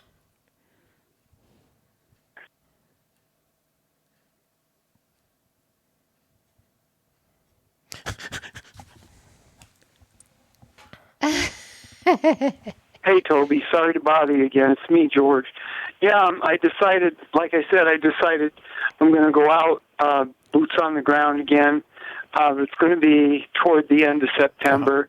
And I decided I'm just going to hack it alone because I'll probably just come up with rocks and sand like I've done the other time. So I'm hoping I don't, but probability says I will. But anyway, I'm just going to try it one more time sometime, pretty soon. So you have a good day, and thanks for taking my call. Bye. Bless his heart. George, if I recall correctly, he is searching in New Mexico. That's what he said, and you said you'd go with him. Well, But no, I don't know if Toby can go with you. He's not very good shape for walking. So he's gone through all of that in the other voicemails. This one, he decided to go on his own because he didn't want to waste time, looking through rocks and stones. But we know a lot of people in New Mexico George, who might go with you, like Cynthia. George, if you find yourself in the area of Bernalillo, give us a call and we'll have some coffee. Yeah, we'll invite Cynthia. Yeah. This is from 720 No Name. Joe Sharon wants to know, Tobster, is it true that they call you Tobosaurus in Montana? Tobosaurus, in Wyoming. So this is from 720. Remember, guys, if you're going to send us a text or leave us a voicemail, at least include your first name and the location from which you are calling. This is from 720. If your Montana solve is near Cook, I'm excited to see if it works. I had a home around Cook. I'm sure you know it. I don't know, guys. I haven't done enough research to tell you whether it's around Cook. If Cook is west of the Montana-Wyoming border along the Madison River, then yes. But if it's further than that, then probably no. Whatever happened to the mayor from West Virginia, says I Love Lucy. The who? The mayor from Oh, West Josh. Virginia. We had a. I haven't. You know what? He was supposed to go out. This Apparently, summer. We should, yeah. we should get in touch with him and see how he's doing. All right, we'll check into that, Lucy, the next time. Okay. Voicemail. Ooh, long one. Let me make sure there's no phone numbers. All right. Somebody said, where did that go? They used that. Oh. Hey, Toby, if you can see my name on the answering service, please don't use it on the air. I just feel that I really do have the first clues solved, the first 2 clues at least. I'm really excited about this. I don't live anywhere near the area, and I'm the type of person where I can see the big picture and I can see how Forrest thinks, and I know there's a lot of people that really felt this way, and I felt this way about a couple other solves that I've had, but I've never really this deeply. I've never been able to disprove these first 2 clues, and it's really driving me nuts. And I've got lots of evidence to prove that these are the solves for the first 2 clues. I want to put together like a team or get some people together that can help me with the rest of it, and I don't want to give this out unless I've got some people that are confident and so forth. I know, like, you have your team that has their split already figured out. Unappropriate touching. How would I go about finding a team to help me solve this? I mean, I just want adults there that are honest and have a lot of input. And I've got a lot of insights too. And I just need to know how to put together a team that would help me get to the treasure, and somebody that's honest, and somebody, and hey, if this solve doesn't work, I don't want any part of the treasure. I really, really strongly feel that I do have the first 2 clues, and it's driving me nuts. What do I do? How do I take another step from here? I'm the type of person that can't do the details. I can look at the big picture, like I said. What would you do if you were me? How would you try to find somebody that would help me out to go the extra step? Please let me know. Thank you. Okay, so you didn't leave a name of your location or in what area you're searching. So this is 479. I won't give any other information about your. I don't have your name. What I would do is send me an email to gypsykiss@gmail.com. Give me whatever contact information you're willing to share, and then I will announce that on the air so that if anybody's interested, they can send me an email, and I would forward that to you. Okay, Other that's than probably that, the you best can way to come do into it. the chat room and Yeah. say, I'm searching in such and such an area. Is anybody else who wants to team up? And some people have teamed up that way just in the chat room. So whatever works best for you. Yeah, but the best way is send me your contact information. I won't release that, but I'll announce that somebody's interested in forming partners. It would be helpful if you'd at least give us the state in which you are searching, because people aren't going to travel from Montana to New Mexico and vice versa. So that way I can say, if you're interested in forming a team searching in Montana, send me an email, and then I'll forward that email to you so that it's just between you folks. This is from James in Thomas Texas. Molitor says, you will never know where it is unless you have been there. Interesting. That's a new name too. Thomas Molitor. That's actually genius when you think about it, huh? Yeah. You won't know where it is unless you've been there. Barbara Downey. It's driving me nuts. Wildcatter's daughter. James from Texas says, we'll be boots on the ground next weekend. Toby, do you think the treasure is near where the recent grizzly attacks occurred?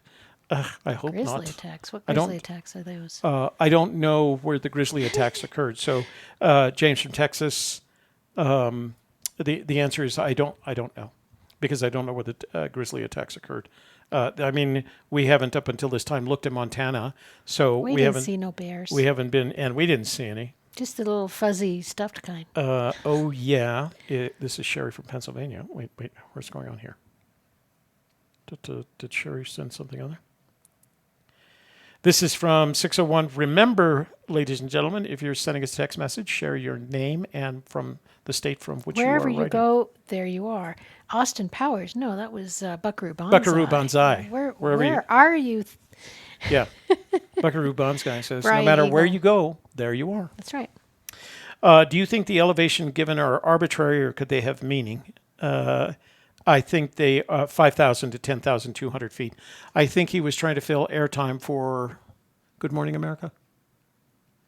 Today's show. Today's show, because they wanted clues, and he wasn't about to give them clues, so he gave them some arbitrary elevations. The simple fact of the matter is most of the Rocky Mountains are above 5,000 feet. They wanted views. And when you're above 2,010, if you take a flatlander to 10,200 feet, they're going to be short of oxygen. So, yeah, I think they're... now, I don't think they're arbitrary in this sense. I'm confident that the treasure is between 5,000 and 10,200 feet, but it could just as easily be, that gives you 5,200 feet worth of altitude to determine. So in that sense, they're arbitrary. So this is from Davio. Grizz attacks near Ennis. Well, Toby, this is Davio22 out here in the wilds of Nevada County, California. Yes, sirree. So here's what I'm trying to communicate with you, sir, is that if you read on a map the water temperatures of the water, it's the same as putting your toes in the temperature of the water. In other words, temperature of water is still physical. Metaphorical is warm water's halt, cool water begins. That would be a metaphor, like a song, right? That's what I was trying to get across. And now you've got a song. Now it's also by Roy Rogers. Perhaps, just perhaps, that's a direction that might take you someplace completely different. Have fun with that. Search on. No fear. Be safe, everyone. Davio out. Thank you for that, Davio. My only problem is I don't think I've ever seen a map with water temperatures on it. And I don't know how you could do that since water temperatures are in constant fluctuation. But what I mean by the difference between... water. No, that's not. No, that's not Roy Rogers. Roy Rogers. That's the... Cool, clear that's the... water. They had a long name. I don't know. It's a Western song. Yeah. Because we got both kinds of songs. We got country. So what I meant, the difference between literal is what you described, a fixed temperature at a certain point in the water. To me, that's literal. Metaphorical is the definition of warm waters in the New Mexico fishing regulations, which has nothing to do with temperatures, with water temperatures, right? It has to do with the trout that habitate. Sons of the Pioneers. Sons of the Pioneers, yeah. That water. Okay, are we ready for open phone lines? I think we are. Okay.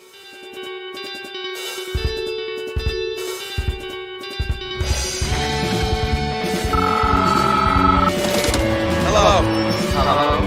Sarah talking. Hello. Hello. Who is that? You know who this is. You know who it is. You know who it is. All right, let's do that. Why do we always... Poor Juno. Why am I just keep repeating everything you say? I don't know. It's weird. That's the Eunice Stop doing repeating. that. That's the girls used to get teased by their friends. The Eunice repeat.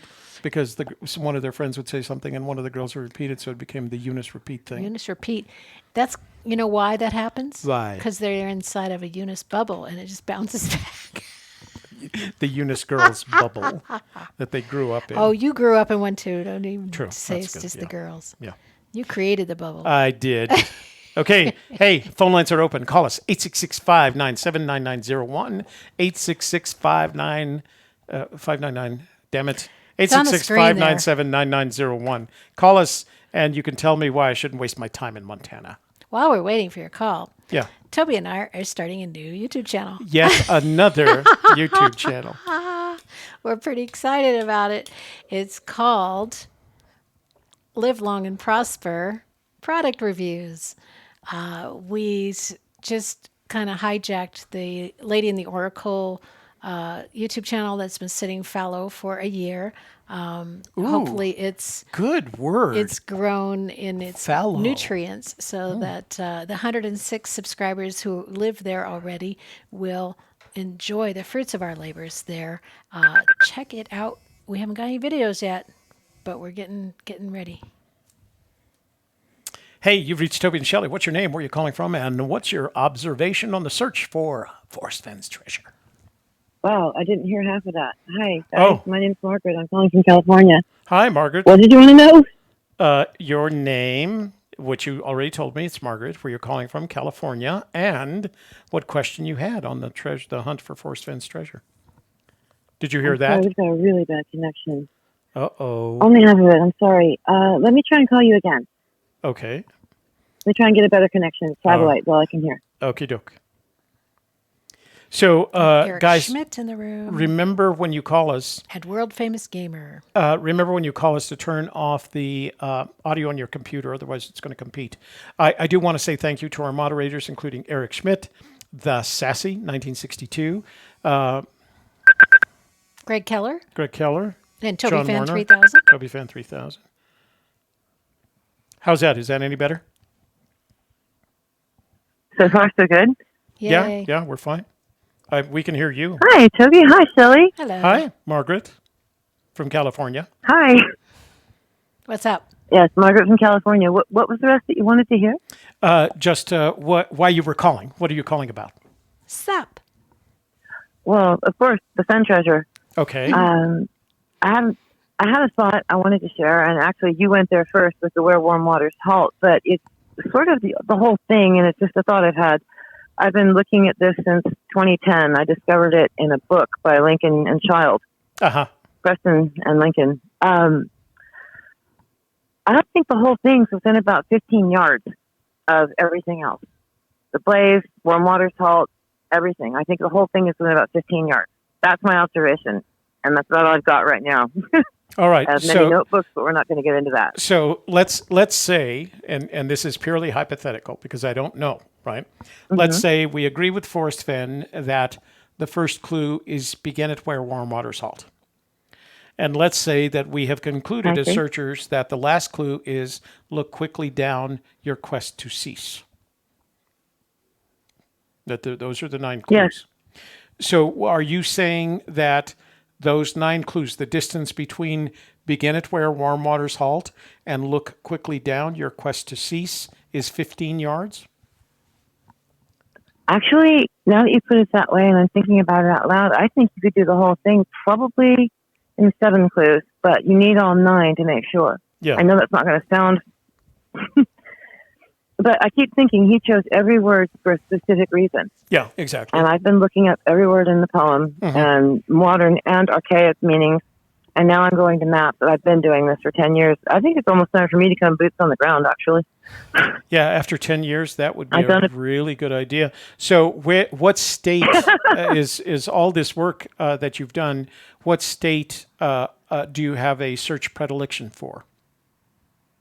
New Mexico, without a doubt. Oh, okay. He's not going to put it so far away. He doesn't know what's going to happen to it. If he needs to get to it and retrieve it, he can do it. Peggy didn't even know he was gone. Right. At that age and that health, he didn't take a plane anywhere.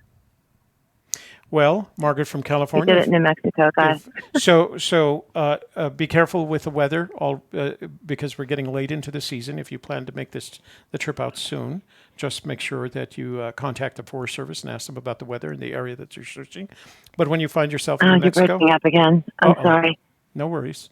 So when you find yourself in New Mexico, and if you're flying into Albuquerque, let us know and we'll have a cup of coffee with you. Thank you very kindly. You're welcome. I'll certainly give you guys a shout when I'm in town. We look forward to it. Let me ask you a question since you live there. Yeah. When does the snow start? It is literally unpredictable. It really depends on the weather patterns that we don't have any control of. Oh, we're having a wet year this year. Yeah, we've had a wet year this year, and but so it's also been very warm in the summer. So we're, it has occurred as late. We've had snowfall as early as late September and as late November. And that's why we recommend to everyone before you come out, keep an eye on the weather. There's plenty of sources for looking at the weather for at least 30 days out. But the best thing to do is contact the ranger station at the National Forest nearest your search area. And it can always be 20 degrees colder at the top of a mountain than it is at the bottom of the mountain. You're at the stage now where evenings, nights, and mornings are going to be cool enough to wear a heavy jacket already. And wonderful. They've already had snow further up. We drove through snow when we were in Montana. Mm-hmm. And the Tetons. And I beg your pardon? This connection's horrible. I'm sorry. It must be satellite. You sound great. I'm going to hang up and go back to watching you guys live. Well, thank you. I appreciate that. Our pleasure. Keep up the search, you guys. I'm going to be excited to see if you get anything in Montana. I really am. We hope so. Good luck. Good night. Thank you. Same to you. Talk to y'all later. Bye-bye. Bye, Shirley. Bye, Travis. Bye. What a nice lady. Yeah. We did get a voicemail while that was coming in, so I'm going to turn off the phones for just... Oh, did they beat me to it?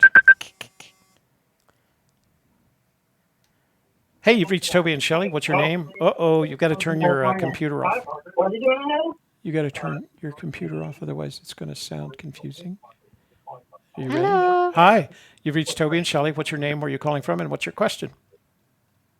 Did you hear that? Yeah. Guys, turn your computer off because you're going to hear there's a delay. There's a 15-second delay between what we're talking about. And so let me check out this voicemail first. And yeah, we think most of the snow probably melted because it was warm the week after, during the week after it. Let's go back here. We got a lot of rain in the middle of the week. Yeah, we did get a lot of rain, but one of the mornings in Yellowstone. One of the mornings that we were heading out of Yellowstone, Kevin had his he has access to the airport weather because he worked for the airlines, and he showed us pictures of the 3 inches of snow that had fallen on top of the pass between Idaho and Jackson Hole, Wyoming. And we were going to have to go over that pass. Like I said, we had a lot of pass driving experience this trip. We was driving over the passes. Okay, so phone lines are back to being open. 866-597-9901. You'll be talking to Shelley and Toby. Hopefully you'll have a good connection. Make sure you mention your name and from whence you are calling. Oh, somebody just left us a new voicemail. Ta-ta-ta-ta. Hey, you've reached Toby and Shelley. You're going to have to... Everything. I think the whole thing is the singer. Okay. That's my observation. Wow. Hello. Hi, can you hear us? You got to turn off your computer. Otherwise, it's going to compete. Audio. Hello? Hi. Can you hear us? How are you doing? We're doing fine. What's your name? Where are you calling from? And what's your question? Let me put it on speaker here so I can hear you. Okay. Yeah, hello? Hi, we can hear you perfectly. This is Tony from Idaho Falls. Hey, Tony, we were up in your area last week. Yeah. Yeah, it was real pretty. We like Idaho. Great. Looks like a lot of good fishing water. Yeah, it was beautiful up here. Yeah. We've got a lot of weather coming in. Yeah. You had some last week when we were there, but I know there's more coming in. So, what's your question? I was just going to ask Toby what decided, more that he was like wanting to come up here, up into the north. That's a good question. Let me see if I can answer. I can answer that to some extent. I can't give you the exact details because I haven't done all the necessary research. So I wanted to stop by the fly shops in West Yellowstone because we don't have streamers, really beautiful streamers. We have streamers, but they're not as well designed as the ones that you get in Montana, where there's a lot of streamer fishing. So I wanted to stop by those shops, and I wanted to get some... I'm sorry? Flying across the stream, can you tie a dry fly with a feather from the jungle cock neck? And I was going to I can tie a fly, but I'm not going to guarantee it's going to catch a fish. Yeah. It's an old thing. Fenn mentioned one time that he had tied 200 flies from a jungle cock neck cape, and that he still has them because he felt they were so pretty that the fish's lips didn't deserve to be around those beautiful flies. And they are beautiful. I have a pair that I purchased on eBay, but I was thinking about buying a jungle cock cape off of eBay. It runs about $200 so that I could tie my own. Anyway, let me finish my story of why I thought up there. So my story is that I was in several of the fishing shops, the fly fishing shops in West Yellowstone, and there was one that had a map on the wall. And the map on the wall was published by the Montana Department of Game, Fish, and Parks. And there was an intriguing element on that map, and I didn't realize it, and I had seen it, and I thought that was interesting. So we headed out of West Yellowstone and went towards and past Baker's Hole. And I ran into a ranger, a Montana Department of Game, Fish, and Parks ranger, and I had a couple of questions for him, and he reinforced what I thought I had found on that map in the fishing store. And I thought, well, maybe it's worth a look up here if I can identify. So I have the little girl. I believe deeply in the little girl in India theory. That is, the little girl in India could see the first two clues on a map, and that's what happened to me. And that's why I'm interested in Montana. So that's my story. Right. That's my story, and I'm sticking to it. Yeah. No, I tie flies. You do? Or do you live up in that area? Yeah, I'm a native of Idaho Falls. Uh-huh. I mean, steers. And, I'm into tying flies. I tie them for, they're kind of a streamer. They're a bottom bouncer, but I do steelhead fish. Yeah. I mean, I'm into steelhead, and I got mounts, and I've done it for 40, 50 years. Right. Well, I would love if you'd send me some, because I loved. We don't use that steelhead brand of that steelhead sized fly down here in New Mexico. Our waters just aren't big enough, nor are our fish. But I think they're really pretty. And the only reason I bought them, I bought 5 of them. 4 of them were steelhead, and 1 was a bottom bouncer. But I bought them so I could take pictures of them, and I wanted to put the pictures on my wall. I wanted to make them, blow the pictures up and put them on my wall. So if you have any streamers that you've tied and you'd like to send 1 or 2 of them to me, I'll take pictures of them and put them on my wall.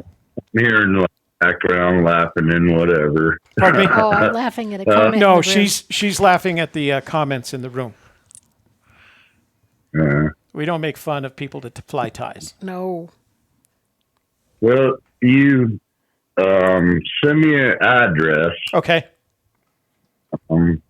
At this phone number. I'm sure it's showing up. Yeah, I have your phone number. I will text you my mail address, and I would be happy to pay for them. No, I'm cool. I mean, these are like squirrel tails streamers, and I got some others that I use for steelhead. Yeah. I know steelhead. They're attracted to very. I'll send you a package of them. All right, the more colorful, the better. More colorful, yeah. So he's going to take pictures and put them up on the wall, and I will send you copies of those pictures so that you can have them and/or use them. How's that? Yeah. Okay. Yeah, I got some good squirrel tails. Nice. That I use for steelhead. Right. I mean, what color do you want? Like I said, the brighter, the better. Purple. Purples, yellows, greens. The brighter, the better. Reds, just the brighter, the better. Because I've got a whole bunch of them. Okay. Well, I will text you my email address as soon as the show is over. I'm sorry, my snail mail address as soon as the show is over. And I'll get them in the mail. We look forward to it, Tony. All right. And the next time we're up in Idaho, maybe we could. I'm going to be up in that area next summer, so maybe we could get together and throw some flies in the water.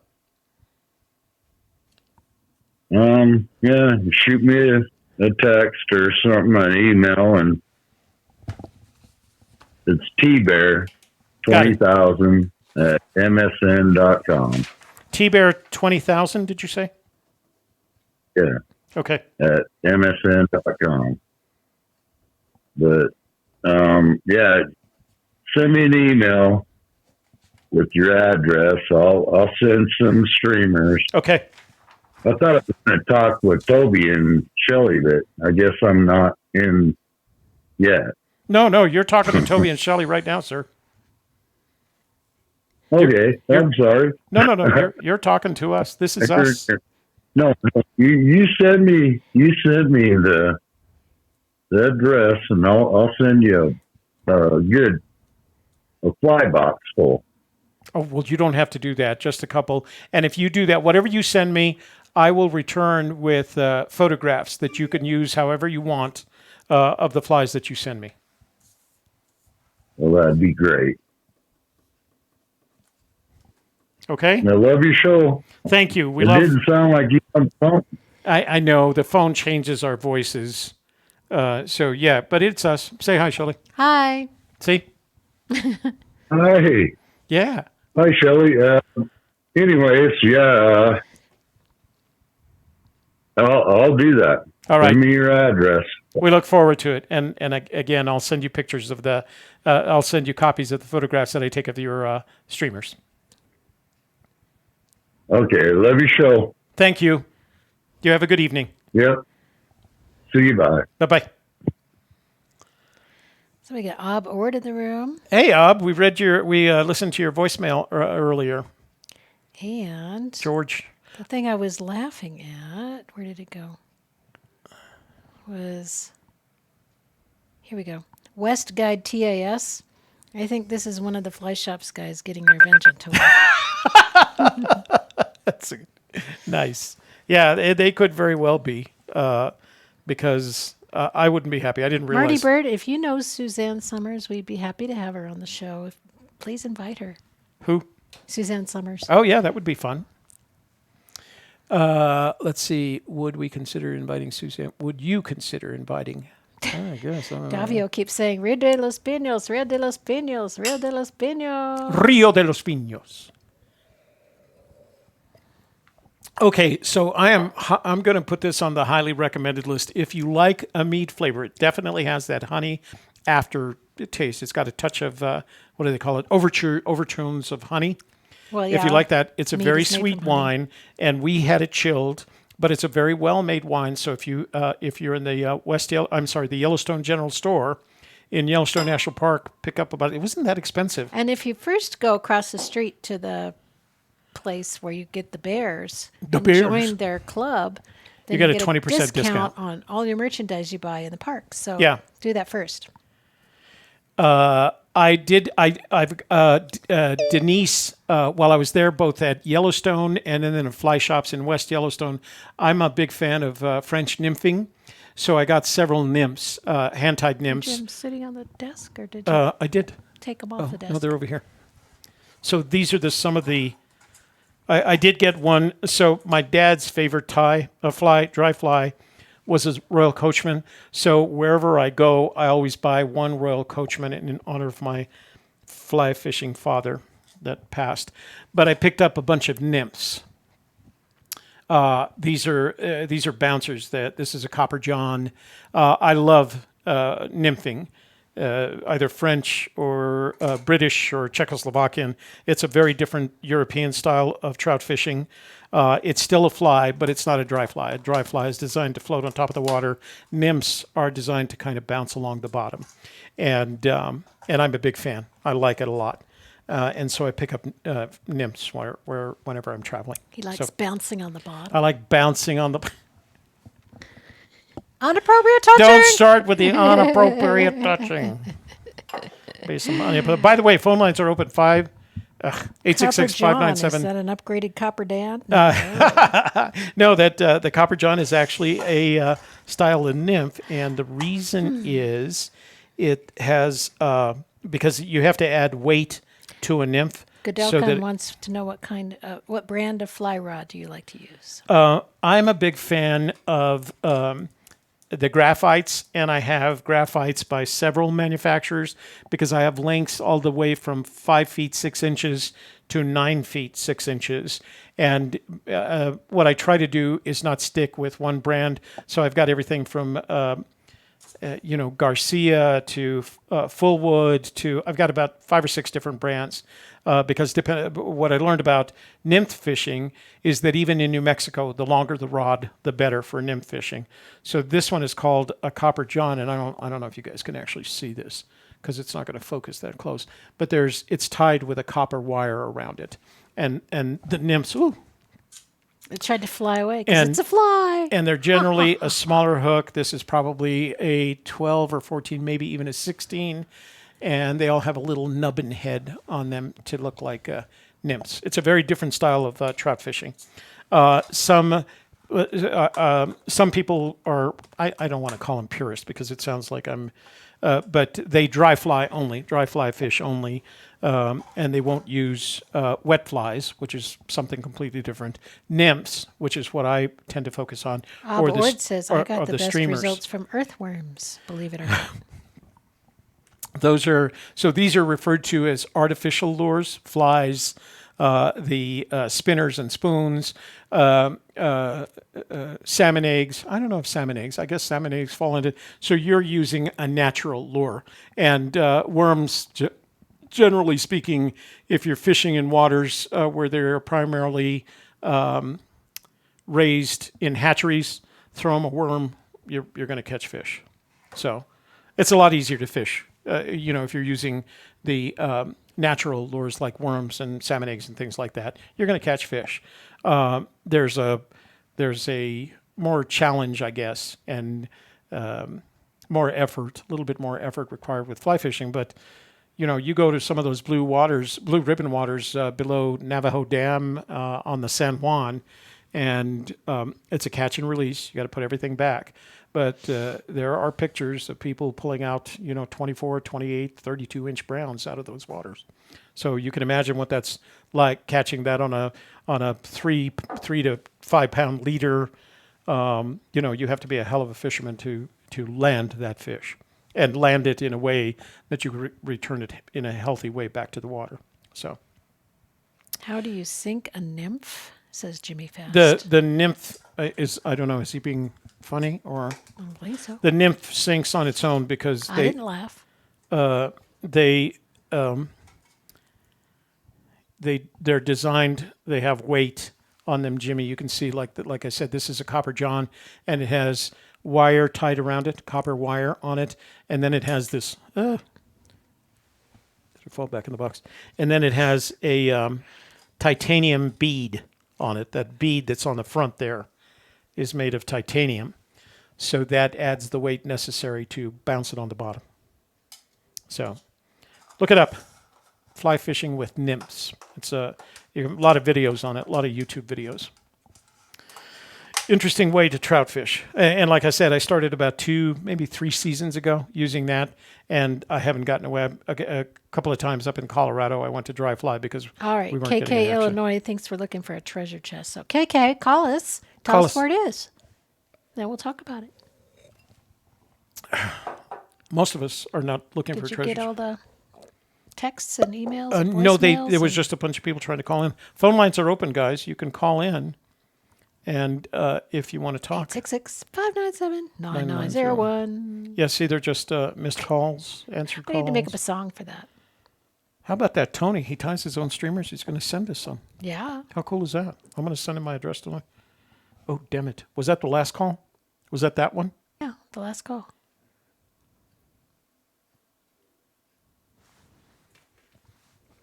Well, you got his email there. I want to text him my address, my shipping address.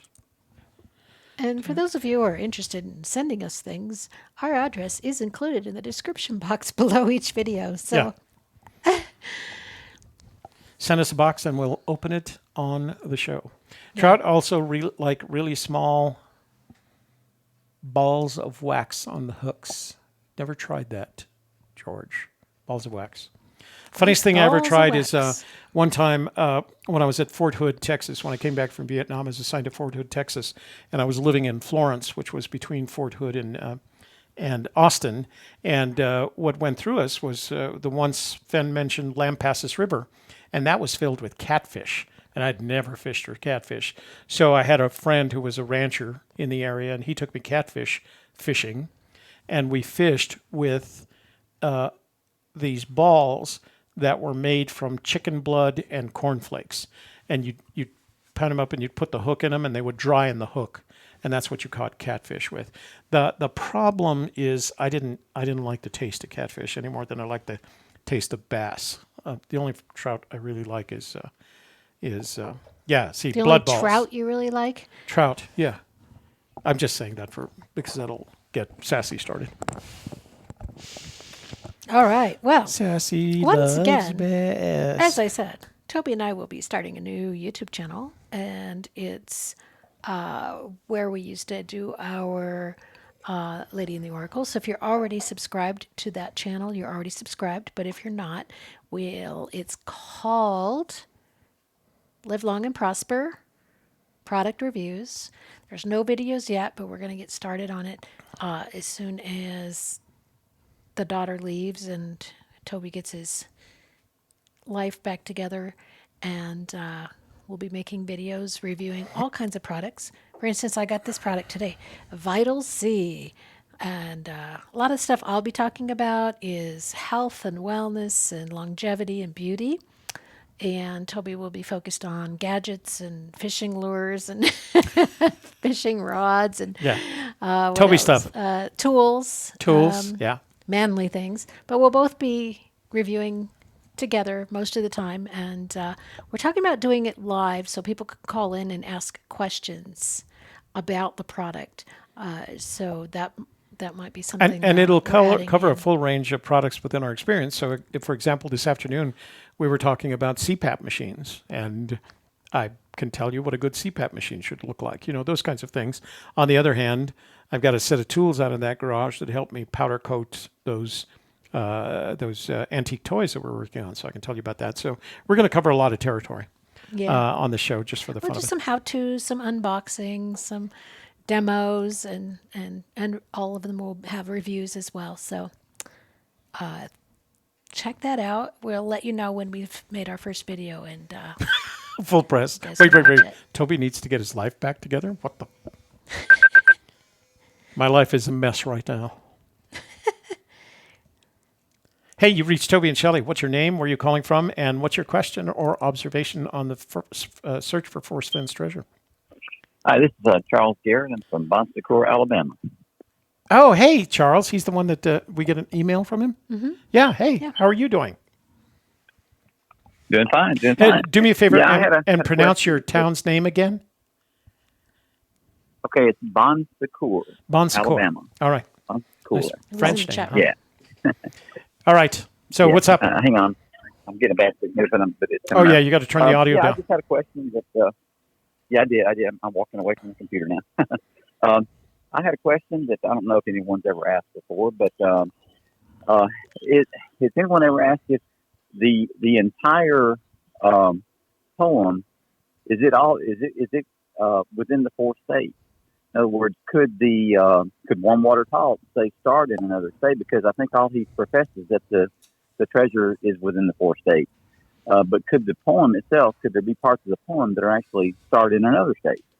What's your thoughts on that? The answer, he's never indicated which, like you said, he's always said the treasure is in the Rocky Mountains, and then he held up that map of the 4 states. He's never said that the treasure is in one of the 4 states. He's never said the treasure is in New Mexico, Colorado, Wyoming, or Montana. He's never said that. Okay. But he has shown that picture of the map, and he said, if you know where the treasure is, it's on here. But there are, I know there are searchers whose theories begin outside of those 4 states and end up in those states. And I think it's a very creative way to look at the problem, because it's certainly possible. He's never excluded the idea. He's never said, don't waste your, the problem is he hasn't said anything, right? He's never said, don't waste your time in other states, things like that. But it's very possible. So if you have a theory that starts in one state, and finishes in. I've got a couple. Yeah. I'm sorry. Yeah. I've got a couple that I'm working on. In fact, the first the first time me and my daughter are going to go the first time the first or second week in October. And anyway, one of them I would say that one of them is West Yellowstone, that area, but another one is Colorado. And I'm going. It's kind of I'm flying out to Washington, and then to pick her up and bring her back to Alabama for a few months while her husband's on deployment, and we're going to make a trip of it. We're going to go to all the states that are mentioned. But anyway, I had one of my falls there did start outside of one of the states, but it did fit pretty good, and then would eventually, end up within the 4 states mentioned. But Right. anyway, I just didn't know if anyone ever asked that question before.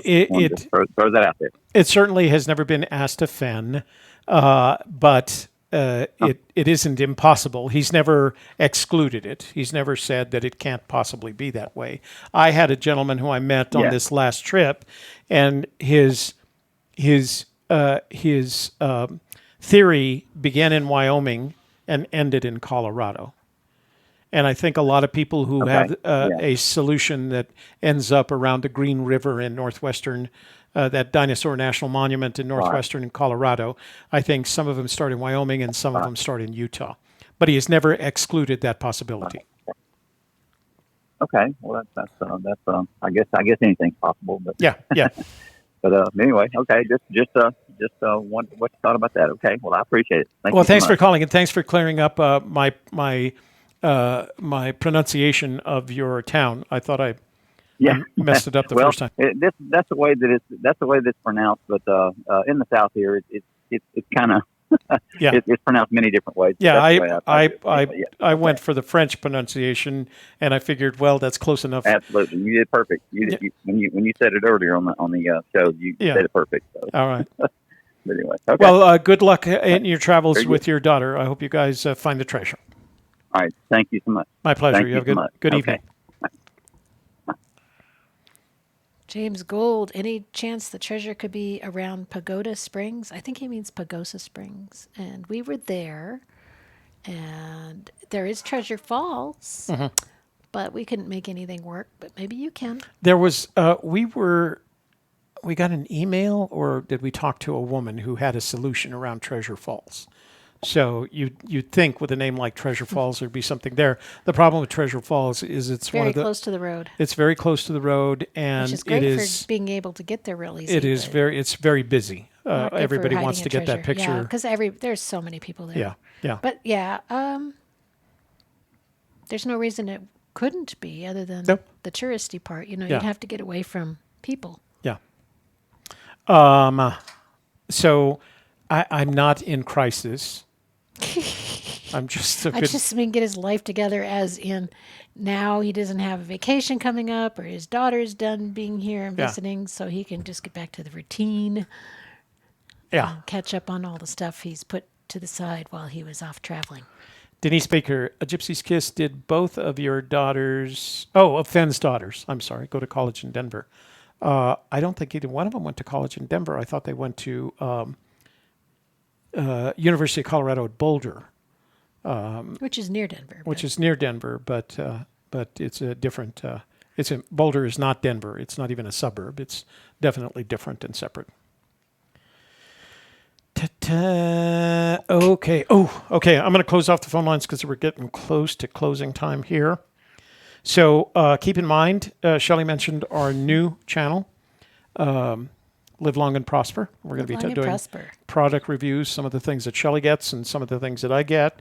And if you haven't checked out our toy restoration for men channel, and women, because we're going to do, lady stuff and men's stuff. I'm going to take turns. Yeah. Yeah. And if you haven't seen our toy restoration channel, look for It's Not a Restoration, because we're doing some fun things on there as well.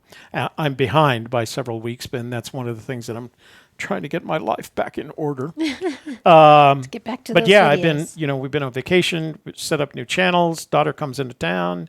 So it is not actually a big crisis. It's just that, and tomorrow we got birthday party at my house for my son and my grandson. So long story short, real life, Indy, Toby and I met through the public access television station in Albuquerque. He was the outreach coordinator for producer training, and I was a producer, and we created a television program together. And I outreached for Shelley, which was then Unappropriate touching. So. And that's from the Reddit thing. If people are wondering why we keep saying that, it's just we're just making fun of the unappropriate touching thing. So how long have we known each other? 7 years. Ooh, Marty says review the Mavic Pro. Done. And for GoodellCon, I'll review my fishing rods, my fly rods. There you go. That's right. So take a look at our new channels. I am releasing a very short video tomorrow. So as I started my new research in Montana, I went back to the poem and I noticed something that I hadn't noticed before. I don't think it's groundbreaking, but I thought it was interesting and maybe you guys could make something of it. So I'm going to put that video up tomorrow sometime once I get my life back together. Tomorrow or Sunday? I'm sorry, Sunday. It'll go up Sunday because I put my daughter in an airplane at busy. 9:30 and then I have my life back. So I'll put that video up on Sunday and then we'll see you guys next Wednesday, huh? And that's giveaway night. Wednesday we'll give away either the bear or coin and then we'll announce what else we're going to give away then. If somebody wins the coin, then we'll give away another, we'll put the bear Lost and the coin back Horizon together. wants to know, is the Los Alamos region potentially within the search area? It certainly meets the criteria for being north of Santa Fe, and it is on Fenn's map. The Los Alamos is on Fenn's map. The problem with Los Alamos is that since the early 1940s, it has been restricted by the government because there is a nuclear research facility. Los Alamos grew up around a nuclear research facility, Manhattan Project. and as they've gotten bigger, the Department of Energy has acquired more land, and it is restricted. You do not want to be on land that is administered by the Department of Energy because they will just assume, well, they won't shoot you, but you will get arrested. Paladin says, try the Huckleberry Lager next time. Ooh. I'm allergic to most beers, but I'm not. there you go. I had the Huckleberry soda. Here's not only to the Rio de los Pinos, but to you, our viewers. We love that you're joining us tonight. Yes. And then we'll see you again next Wednesday, and we'll have giveaways and prizes and cool stuff. All right?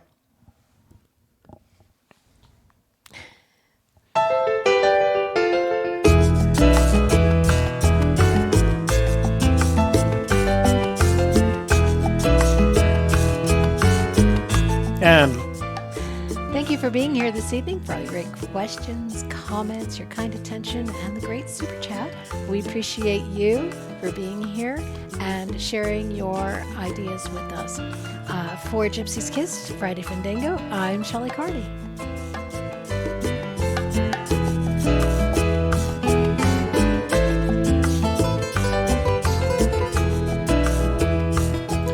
And I'm Toby Eunice. Make sure you look for a new video this weekend, probably on Sunday, once I get my life back into control. We'll see you next Wednesday on Hump Day Hoedown for prizes and giveaways. And then we'll see you on Friday. And, of course, we'll see you on the softer side. And then, of course, on the 28th from 7 to 8 p.m., we'll be on the K-Pro Calazars Marathon. So, and we'll be able to take phone calls on that show as well. So that's good.